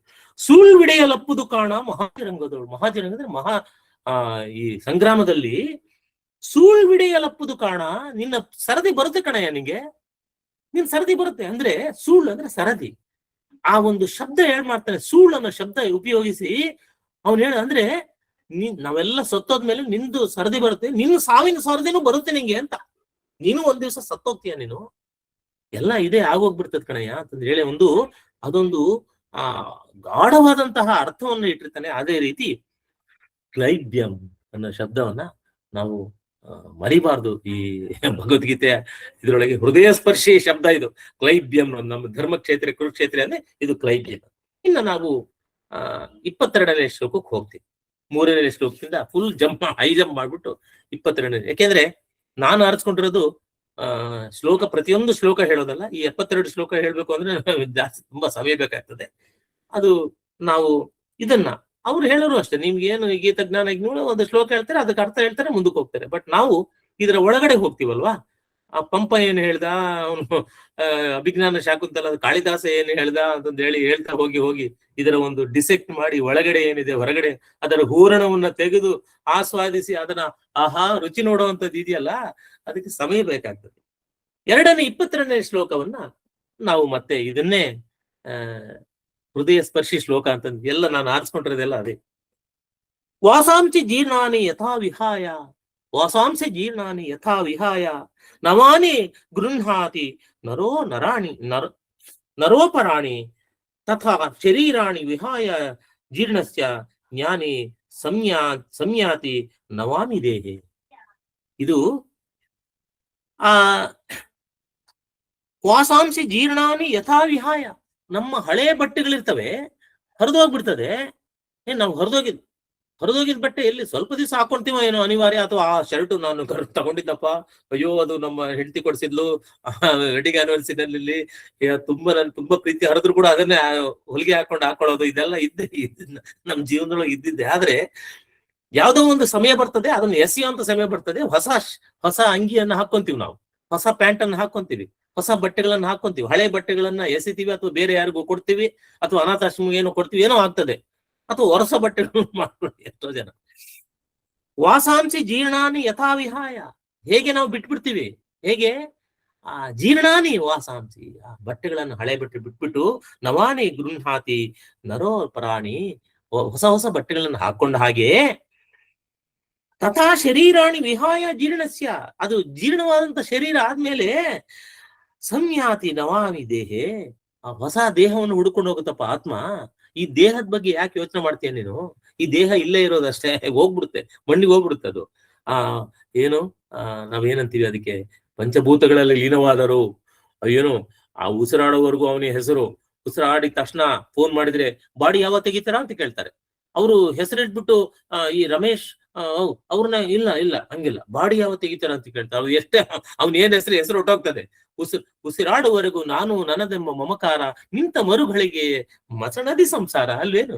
ಉಸಿರು ಅದಕ್ಕೆ ಯಾವತ್ ಪವನವು ನಿವಸದಿ ದೇಹೆ ತಾವತ್ ಪೃಚ್ಯತಿ ಕುಶಲಂ ಗೇಹೆ, ಗತವತಿ ವಾಯೋ ದೇಹಾಪಾಯೇ ಭಾರ್ಯ ಭಿಪ್ಯತಿ ತಸ್ಮಿನ್ ಕಾಯೇ, ಭಜ ಗೋವಿಂದಂ ಗೋವಿಂದಂ ಭಜ ಮೂಢಮತೆ, ಸಂಪ್ರಾಪ್ತೆ ಸನ್ನಿಹಿತೆ ಕಾಲೇ ನಹಿ ರಕ್ಷತೆ.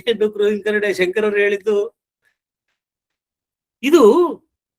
ಹೊಸ ಬಟ್ಟೆಗಳನ್ನು ಹಾಕೊಂಡಾಗೆ ಹೊಸ ಶರೀರ, ಆತ್ಮಕ್ಕೆ ಸಾವಿಲ್ಲ, ಶರೀರಕ್ಕೆ ಸಾವಿದೆ. ಸೊ ಹುಟ್ಟಿದ್ದು ಸಾಯ್ಲೇಬೇಕು, ಹುಟ್ಟಿದ್ದು ಬೆಳಿಬೇಕು, ಬೆಳೆದಿದ್ದು ಬಾಗಿದ್ದು ಸಾಯ್ಬೇಕು. ನಾವು ನವಯುವಕರ ಹಾಗೆ ಚಿರಯೌವನಿಗಳ ಸಾಯೋವರೆಗೂ ಇರಕ್ಕಾಗಲ್ಲ. ಸೊಂಟ ಬಾಗ್ಲೇ ಆಗ್ತದೆ, ಕಣ್ಣು ಕಾಣ್ದಂಗ ಆಗ್ತದೆ, ಹಲ್ಲುಗಳು ಎಲ್ಲ ಒಂದೊಂದೇ ಅವತಾರಗಳು ಆಗ್ತವೆ. ಹಾಗೆ ಇದೇ ನೀನ್ ಯಾಕಪ್ಪ ಯೋಚನೆ ಮಾಡ್ತೀಯಾ? ನೀನ್ ಪರ್ಮನೆಂಟ್ ಏನ್ ಊಟ ಪಡ್ಕೊಂಡಿರೋದಿಲ್ಲ ಇಲ್ಲಿ ನೀನು. ಆದ್ರಿಂದ ಸ್ವಲ್ಪ ಯೋಚನೆ ಮಾಡು. ಇದಿಷ್ಟೇ, ಇದು ಈ ಶರೀರ ಏನು, ಈ ಭೂಮಿಯಿಂದ ಬಂದಿದ್ದ ಶರೀರ ಭೂಮಿಗೆ ಹೊರಟೋಗ್ತದೆ. ಪಂಚಭೂತಗಳು ಏನು ಮಣ್ಣಿಗೆ ಆಗ್ತದೆ, ಸುಟ್ಟು ಬಿಡ್ತೀವಿ, ಗಾಳಿ ಆ ಕೊನೆ ಉಸಿರು ಎಳೆದ್ ಬಿಟ್ರು ಅಂತಾರೆ, ಹೋಗ್ಬಿಡ್ತದೆ. ಹೀಗೆ ಅಲ್ವೇನು? ಅಂದ್ರೆ ಯಾವಾಗ ಅರ್ಜುನ ಹೋರಾಡೋದ್ ಬೇಡ ನನ್ಗೆ, ಅಯ್ಯೋ ಇದು ಅಂದಾಗ ಅವನಲ್ಲಿ ಒಂದು ಉತ್ಸಾಹವನ್ನು ತುಂಬುದಕ್ಕೋಸ್ಕರ ಈ ರೀತಿಯಾದಂತಹ ಬೇರೆ ವಿಶೇಷವಾದಂತಹ ಉದಾಹರಣೆಗಳನ್ನು ಹೇಳ್ತಾ ಕೃಷ್ಣ ಅವನನ್ನು ಕನ್ವಿನ್ಸ್ ಮಾಡಕ್ ಪ್ರಯತ್ನ ಪಡ್ತಾನೆ. ಇದು counselling, is nothing but counselling. ಇವಾಗ ಒಬ್ಬನ ಯಾರೋ ಮಾನಸಿಕವಾಗಿ ಸಮಸ್ಯೆ ಇದೆ, ಅವನು ಹೋದಾಗ ನಿನ್ನಲ್ಲಿ ಏನೇನ್ ಆಗ್ತಾ ಇದೆ ಅಂದಾಗ ಅವಾಗ ಅವನನ್ನ ಕರೆಕ್ಟ್ ಆಗಿ ಕೂಡ್ಸ್ಕೊಂಡು, ನೋಡಪ್ಪ ಇದು ಹೀಗೆ ಇದು ಹಿಂಗ್ ಮಾಡಿದ್ರೆ ಹಿಂಗಾಗುತ್ತೆ, ಇದು ಹೀಗ್ ಮಾಡಿದ್ರೆ ಹೀಗಾಗುತ್ತೆ ಅಂತ ಹೇಳಿ ಈ ನಮ್ಮ ಮನೋವಿಜ್ಞಾನಿಗಳು ಕನ್ವಿನ್ಸ್ ಮಾಡೋದಿಲ್ವೇನು ನಮಗೆ? ಅದೇ ರೀತಿಯಾಗಿ ಇದು ಕೂಡ ಅಷ್ಟೇ. ಇದೆಲ್ಲಾನು ಕೃಷ್ಣ ಹೇಳೋದು ಬೇರೆ ಉದಾಹರಣೆಗಳನ್ನ ಹೇಳ್ತಾ ಅವನು ನೋಡಪ್ಪ ಹೀಗೆ. ಸೊ ಹೊಸ ಬಟ್ಟೆಯನ್ನ ಹಾಕಿದ ಹಾಗೆ ನಮ್ಮ ಆತ್ಮ ಹೊಸ ಜೀವವನ್ನು ಹುಡ್ಕೊಂಡು ಹೋಗ್ತದೆ. ಅದಕ್ಕೆ ಎಷ್ಟೋ ಸಲ ಹೇಳ್ತಾರೆ, ನೋಡು ಇವನು ನಮ್ಮನೆ ಮಗು ಹುಟ್ಟು, ಅದು ತಾತನ ತರಾನೇ ಇದೆ, ಅದು ತಾತನೇ ಇವನು ಅವತಾರ ಇಟ್ಬಿಟ್ಟು ನಾನು ಅಂದ್ರೆ ನಮ್ಮ ಭಾವನೆಗಳು ಹಾಗೆ ಇದ್ರೆ ಇರ್ಬೋದು. ಒಂದಿಷ್ಟು DNA ಅನ್ನೋದು 7 ಜನ್ಮದವರೆಗೂ ನಮ್ಮ DNA ಅದು ಹರ್ಕೊಂಡು ಬರುತ್ತೆ ಜೀನ್ಸ್ ಅಲ್ಲಿ ಅಂತಂದೇಳಿ ವಿಜ್ಞಾನಿಗಳು ಕೂಡ ನಂಬ್ತಾರೆ. 7 ಜನ್ಮದವರೆಗೂ ಈ ಒಂದು ಅದು ತೊಂದರೆ ಇರ್ಬೋದು, ಅಥವಾ ಕೆಲವರಿಗೆ ಹೃದಯದ ಸಮಸ್ಯೆ ಇರ್ಬೋದು, ಮಾನಸಿಕ ಸಮಸ್ಯೆ ಇರ್ಬೋದು, ಕೆಲವು ತೊಂದರೆಗಳಿರ್ಬೋದು, ಯಾವ್ದೋ ಬೋನ್ ಸ್ಟ್ರಕ್ಚರ್ ಇರ್ಬೋದು, ಹೃದಯದ ಸ್ಟ್ರಕ್ಚರ್ ಇರ್ಬೋದು. ಇದೆಲ್ಲ ನಾವು ಅವ್ಯಾಹತವಾಗಿ ಪರಂಪರೆಯಲ್ಲಿ ಒಂದು ವಂಶದಿಂದ ಇನ್ನೊಂದು ಇದಕ್ಕೆ ನಡ್ಕೊಂಡು ಬರುವಂತದ್ದು, ಅದು 7 ಜನ್ಮದವರೆಗೂ ಕಾಡ್ತದೆ ಅಂತ ಹೇಳ್ತಾರೆ.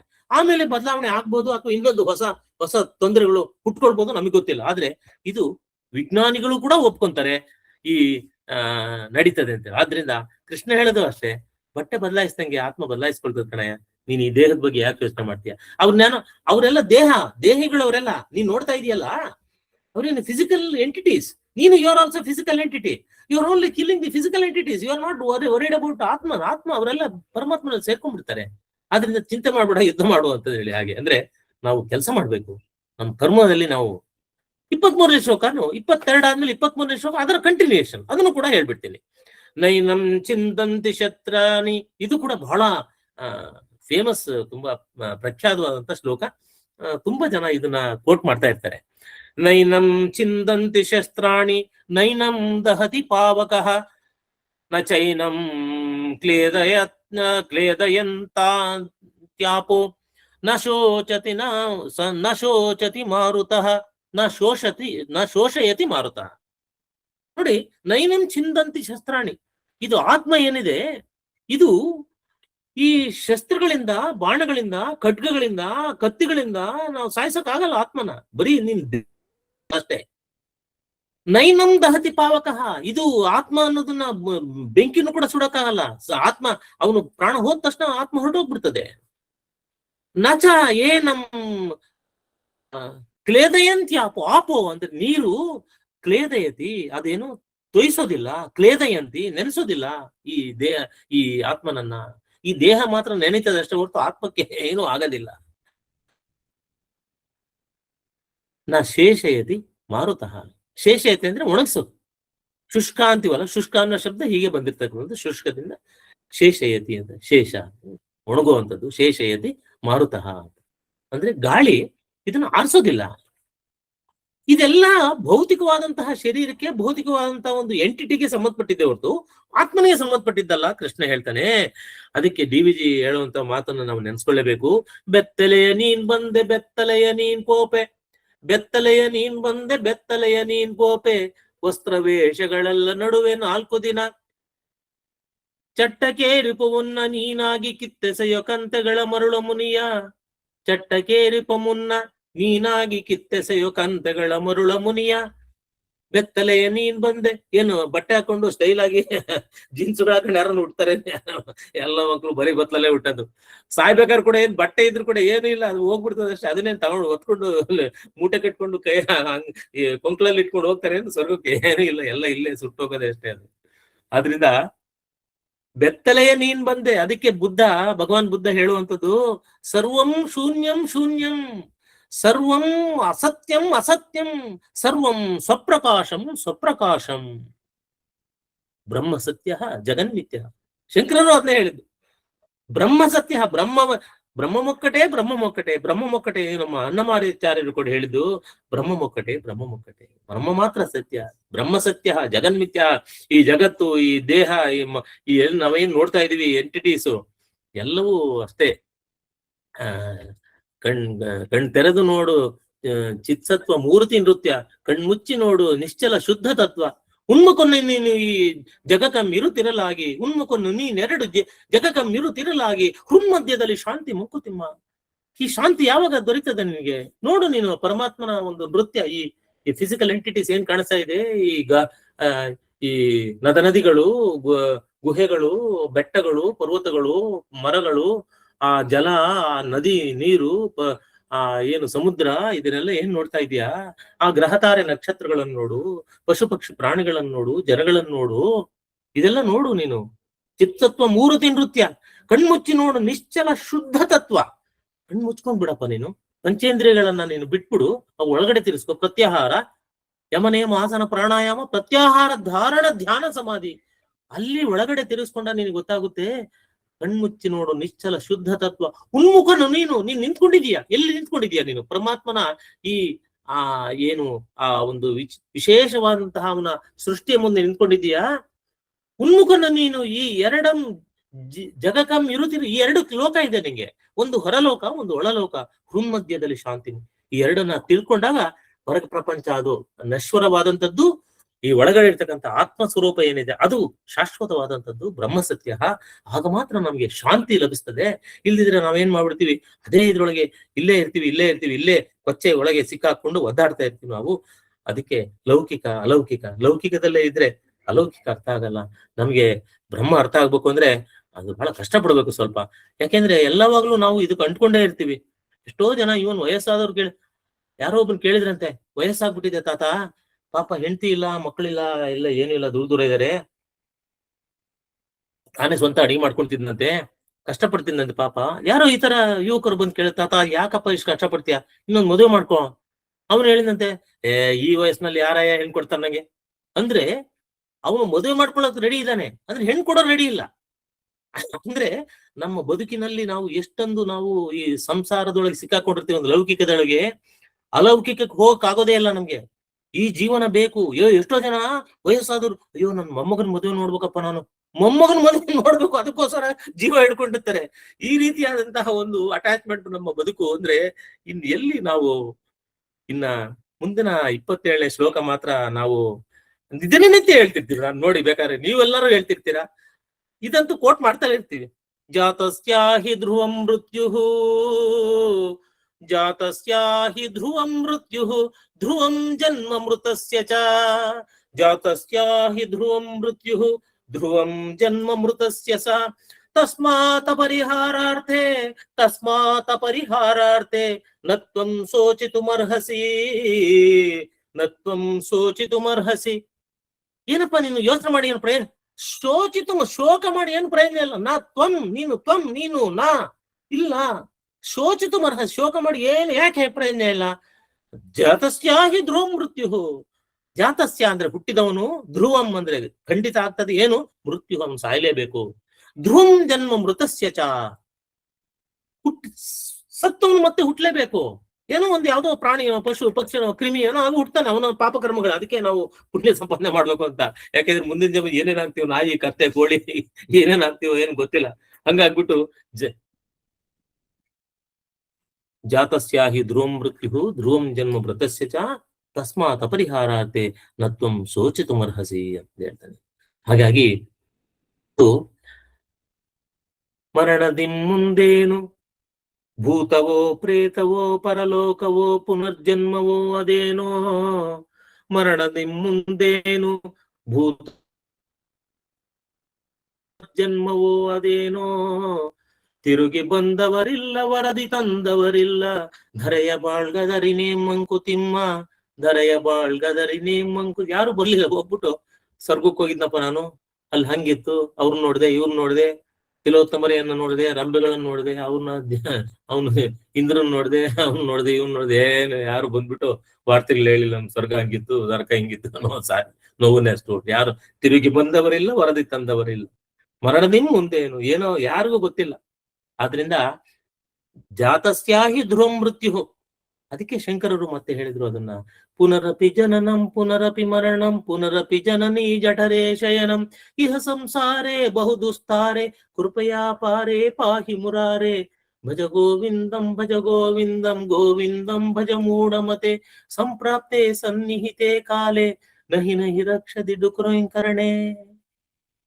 ಇದು ಪುನರಪಿ ಜನನಂ ಪುನರಪಿ ಮರಣಂ. ಇದು ಮರಣ ಅನ್ನೋದು, ಸಾವು ಅನ್ನೋದು, ಈ ಚಕ್ರ. ಹುಟ್ತೀವಿ ಸಾಯ್ತೀವಿ, ಹುಟ್ತೀವಿ ಸಾಯ್ತೀವಿ. ಅದು ನಾವು ಅಂದ್ಕೊಂಡಿರೋದು. ಇವನ್ ಅದಕ್ಕೆ ವಿಜ್ಞಾನಿಗಳು ಅಲ್ಲಗಳೆಯೋದಿಲ್ಲ, ಅದನ್ನ ಪುಷ್ಟಿನೂ, ಅದನ್ನ ಹಂಗೆ ಅದನ್ನ ಸುಮ್ನೆ ಕೇಳಿ ಸುಮ್ಮನೆ ಆಗ್ತಾರೆ ಅಷ್ಟೇ ಹೊರತು. ನಮ್ಗೆ ಎಷ್ಟೋ ನಮ್ಗೆ ಉದಾಹರಣೆಗಳಿದಾವೆ. ಯಾರೋ ಹುಟ್ಟಿ ಮಗು ಚಿಕ್ಕ ಮಗು ಹಿಂದಿನ ಜನ್ಮದ ವಾಸನೆಯನ್ನ, ಇಲ್ಲಿ ಹಾಗಿದ್ದೆ, ನಾವು ಊರಿಗೆ ಇನ್ನೊಂದು, ಆ ನಾಯಿ ನೆರಳು ಅಂತ ಹೇಳಿ ಭೈರಪ್ಪನವರ ಕಥೆ ಇದೆಯಲ್ಲ, ಕಾದಂಬರಿ, ಅವರ ಮೊದಲ ಕಾದಂಬರಿ ನಾಯಿ ನೆರಳು. ಆ ನಾಯಿ ನೆರಳು, ಅದರಲ್ಲೂ ಕೂಡ ಪುನರ್ಜನ್ಮದ ಬಗ್ಗೆ ಇದು ಆಗಿದಾವೆ ಎಷ್ಟೋ. ನಾವು ಅದನ್ನು ಅಲ್ಲಗಳೆಯಕ, ನಮ್ಗೆ ಗೊತ್ತಿಲ್ಲ ಅಂತ ತಕ್ಷಣ ಅದು ಇಲ್ಲ ಅಂತಂದು ಹೇಳಕ್ಕಾಗಲ್ಲ.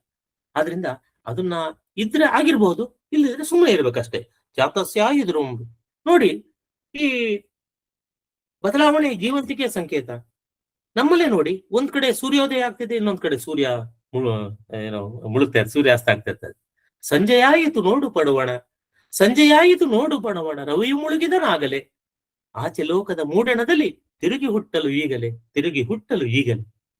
ಇಲ್ಲಿ ಸೂರ್ಯೋದಯ ಆಗ್ತಾ ಇದೆ, ಅಲ್ಲಿ ಇನ್ನೊಂದ್ ಕಡೆ ಸೂರ್ಯಾಸ್ತ ಆಗ್ತಾ ಇದೆ. ಅಮೆರಿಕದಲ್ಲಿ ಸೂರ್ಯೋದಯ ಆಗ್ತಾ ಇರ್ತದೆ, ಬೆಂಗಳೂರಿನಲ್ಲಿ ಸೂರ್ಯಾಸ್ತ ಆಗ್ತಾ ಇರ್ತದೆ. ಹೀಗೆ ಇದು ಪ್ರಕೃತಿಯ ನಿಯಮ. ಜಾತಸ್ಯಾಹಿ ಧ್ರುವಂ ಮೃತ್ಯು, ಧ್ರುವಂ ಜನ್ಮ ಮೃತಸ್ಯ ಚ, ತಸ್ಮಾತ್ ಅಪರಿಹಾರಾರ್ಥೆ ನತ್ವಂ ಶೋಚಿತುಮರ್ಹಸಿ. ಆದ್ರಿಂದ ನೋಡಪ್ಪ, ಇದು ಹುಟ್ಟು ಸಾವು ಅನ್ನೋದು ಬಹಳ ಬಹಳ ಸರ್ವೇ ಸಾಮಾನ್ಯವಾಗಿ ಆಗುವಂಥದ್ದು. ಯಾರು ಪರ್ಮನೆಂಟ್ ಅಲ್ಲ ಪ್ರಪಂಚದೊಳಗೆ. ಆದ್ರಿಂದ ಇದನ್ನ ನೀನು ಅರ್ಥ ಮಾಡ್ಕೊ. ನಿನ್ನ ಕರ್ತವ್ಯಗಳೇನಿದೆ ನಿಭಾಯಿಸು ಅಂತಂದು ಹೇಳುವಂತ ಒಂದು ಮಾತುಗಳಿಂದ ಈಗ 7:42 ಆಯ್ತು. ಇನ್ನೊಂದು ಶ್ಲೋಕ ತಗೊಂಡ್ರೆ ಅದು ಸಮಯ ಆಗ್ತದೆ ಅನ್ಸುತ್ತೆ. ನಾನು ಇಲ್ಲಿಗೆ ವಾಣಿ ವಾಸು ನೀವು ಅನ್ಮ್ಯೂಟ್ ಮಾಡ್ಕೊಂಡು ನನಗೆ ಹೇಳಿದ್ರೆ ಇನ್ನೊಂದು ಶ್ಲೋಕ ಮಾಡ್ತೀನಿ, ಅಥವಾ ಇಲ್ಲಿ ನಿಲ್ಲಿಸ್ಕೊಳ್ತೀನಿ. ಇನ್ನೊಂದು ಮಾಡ್ಬೋದು. ಆಗ್ಲಿ. ನಾವು ಆಯ್ತು ವಾಸು. 27ರಿಂದ 37 ಜಂಪ್ ಮಾಡ್ಬಿಡ್ತೀವಿ ನಾವು. ಜಂಪ್ ಮಾಡದೆ ಹೇಳ್ತಾ ಇದ್ದೀನಿ ಯಾವಾಗ್ಲೂ. ಹೆಸರು ಬೇರೆ ಮಾರುತಿರಮ್ಮ, ಆದ್ರಿಂದ ಮರದಿಂದ ಮರಕ್ಕೆ ಜಂಪ್ ಮಾಡೋದು ನನ್ನ ಸ್ವಭಾವ. ಹಾಗಾಗಿ ನಿಮ್ಗೆ ಇಲ್ಲಿ ಕೂಡ ನಿಮ್ಗೂ ಕೂಡ ಜಂಪ್ ಮಾಡಿಸ್ತಾ ಇದ್ದೀನಿ. ನಾವು 27ರಿಂದ 37ಕ್ಕೆ ಹೋಗ್ಬಿಡೋಣ ಒಂದೇ ಸಲ. ಇದು ಕೂಡ ಬಹಳ ಸುಂದರವಾದಂತಹ ಒಂದು ಹೃದಯ ಶ್ಲೋಕ. ಹತೋ ಪ್ರಾಪ್ಯಸಿ ಸ್ವರ್ಗಂ. ಇದು ಬಹಳ ಇಟ್ಸ್ ಎ ಮ್ಯಾನೇಜ್ಮೆಂಟ್ ಟೆಕ್ನಿಕ್. ನಾನು ಹೇಳ್ತೀನಿ ಹೇಗೆ ಅಂತಂದ ಹೇಳಿ, ನಿಮ್ಗೆ ಖುಷಿ ಆಗ್ಬಿಡ್ತದೆ. ಮ್ಯಾನೇಜ್ಮೆಂಟ್ ಅವ್ರು ಯಾರು ಇದ್ರೆ ಈ ಗ್ರೂಪ್ ನಲ್ಲಿ, ನಿಜವಾಗ್ಲೂ you appreciate this. And I will tell you the live what, because I have spent 27 years in corporates.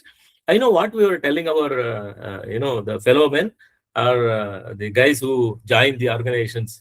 ಅದನ್ನ ಹೇಳ್ತೀನಿ ನಾನು, ಮ್ಯಾನೇಜ್ಮೆಂಟ್ ಟೆಕ್ನಿಕ್ ಯೂಸ್ ಮಾಡ್ತೀನಿ.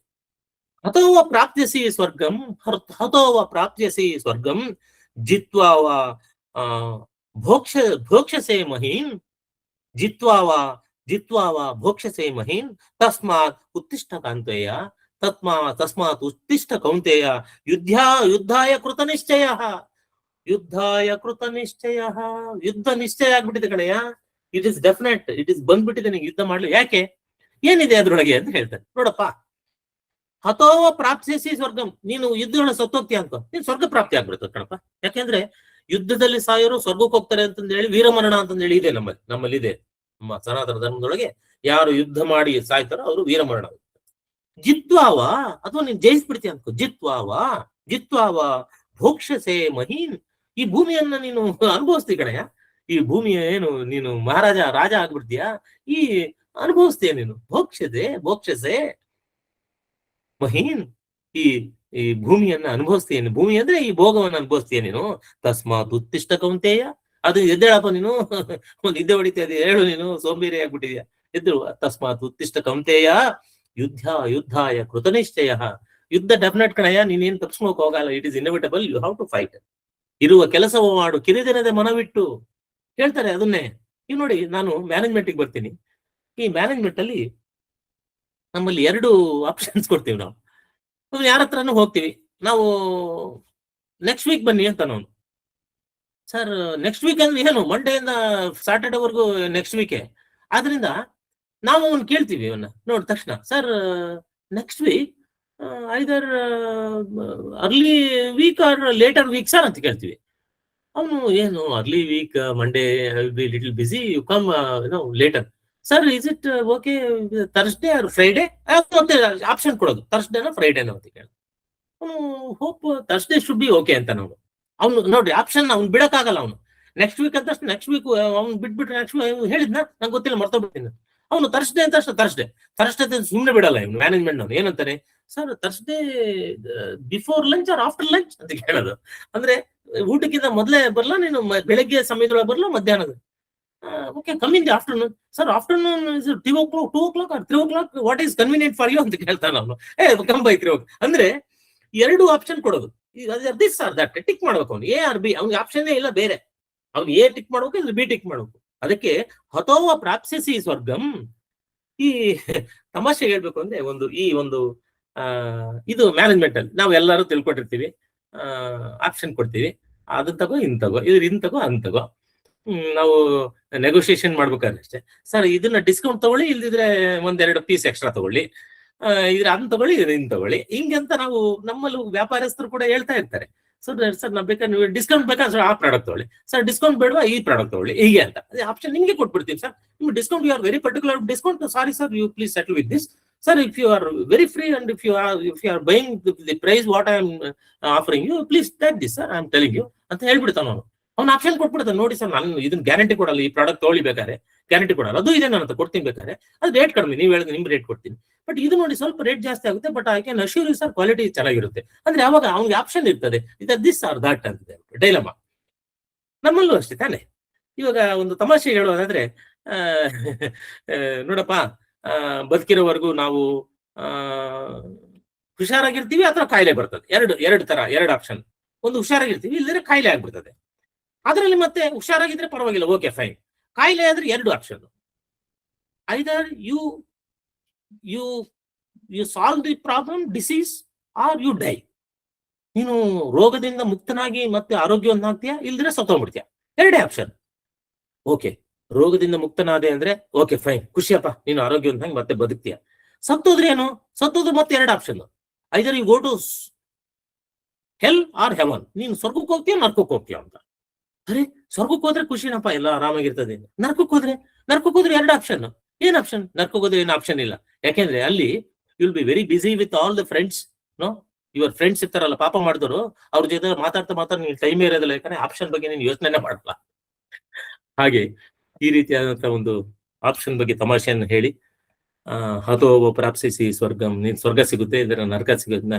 ನೀನು ಸ್ವರ್ಗ ಸಿಗುತ್ತಪ್ಪ, ಇಲ್ಲದ್ರೆ ನೀನ್ ಭೂಮಿಯನ್ನ ನೀನು ಅನುಭವಿಸ್ತೀಯ ಅಂತ ಹೇಳಿ, ಇದು ಕೂಡ ಒಂದು ವಿಶೇಷವಾದಂತಹ ಒಂದು ತಸ್ಮಾತ್ ಉತ್ತಿಷ್ಠ ಕೌಂತೆಯ ಯುದ್ಧಾಯ ಕೃತನಿಶ್ಚಯ ಎಂದು ಸರ್ವೇ ಸಾಮಾನ್ಯವಾಗಿ ನಾವು ಅಲ್ಲಿ ಇಲ್ಲಿ ಮಾತಾಡ್ಕೊಳ್ತಿರ್ತೀವಿ.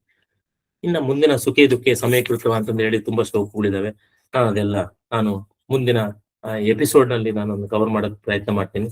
ಇಷ್ಟೊತ್ತು ನನ್ನ ಮಾತುಗಳನ್ನ ಶ್ರದ್ಧೆಯಿಂದ ತುಂಬಾ ಸಹನೆಯಿಂದ ಕೇಳಿಸ್ಕೊಂಡು ನಾನು, ಯಾಕೆಂದ್ರೆ ಇಟ್ ಈಸ್ ಇನ್ವೈಟಿಂಗ್, ಇದು ನನ್ನನ್ನು ಕರೆದ ಅಂದ್ರೆ ಅವನು ಭಯಂಕರವಾಗಿ ಕೊರಿತಾನೆ ಅಂತ ಹೇಳ್ಬಿಟ್ಟು, ನನ್ನ ಕೊರೆತವನ್ನ ಚೆನ್ನಾಗಿ, ಆ ಬೋರ್ಗರಿತವನ್ನ ನೀವೆಲ್ಲ ಸಹಿಸ್ಕೊಂತಲೇ ಇದ್ದೀರಾ. ವಾಸುನು ಕೂಡ good. I don't know what attracts him, so he keeps calling me Vani Vasu ಎಲ್ಲ. ಸೊ ಇಷ್ಟೊತ್ತು ನಾನು ಹೇಳಿದಂತ ನಾನು 10 ಶ್ಲೋಕಗಳು ನಾನು ನೋಟ್ ಮಾಡ್ಕೊಂಡಿದ್ದೆ. ಅದ್ರಲ್ಲಿ ಬರೀ ಒಂದು 4 ಶ್ಲೋಕ ಆಯ್ತು ಅಷ್ಟೇ. ಏನು ಮಾಡಕ್ಕಾಗಲ್ಲ ನೋಡಿ ಸ್ವಾಮಿ, ನಾವಿರೋದೇ ಹೀಗೆ. ಮುಂದಿನ ಎಪಿಸೋಡ್ ಅಲ್ಲಿ ಅವ್ರು ಏನಾದ್ರು ಅವಕಾಶ ಕೊಟ್ಟರೆ ನಾನು ಕವರ್ ಮಾಡಕ್ ಟ್ರೈ ಮಾಡ್ತೀನಿ. ಎಲ್ಲರಿಗೂ ನನ್ನ ವಾಣಿ ವಾಸುಗೆ ನನ್ನ ಹೃದಯಾಂತರಾಳದ ಪ್ರೀತಿಗಳು, ನಮಸ್ಕಾರಗಳು. ಇಲ್ಲಿ ಇವತ್ತು ಇದ್ರೊಳಗೆ ಬಂದಂತ ಎಷ್ಟೋ ಜನ ಬಂದಿದ್ದೀರಾ, ಎಲ್ಲರಿಗೂ ನಾನು ನಮಸ್ಕಾರ ಹೇಳ್ತೀನಿ. Thank you very much. ಗೊತ್ತಿಲ್ಲ ಯಾರ್ಯಾರು ಬಂದಿರೋ ಅಂತಂದೇಳಿ. ಎಲ್ಲರಿಗೂ ಕೂಡ ನನ್ನ ನಮಸ್ಕಾರಗಳು. ನಮಸ್ಕಾರ.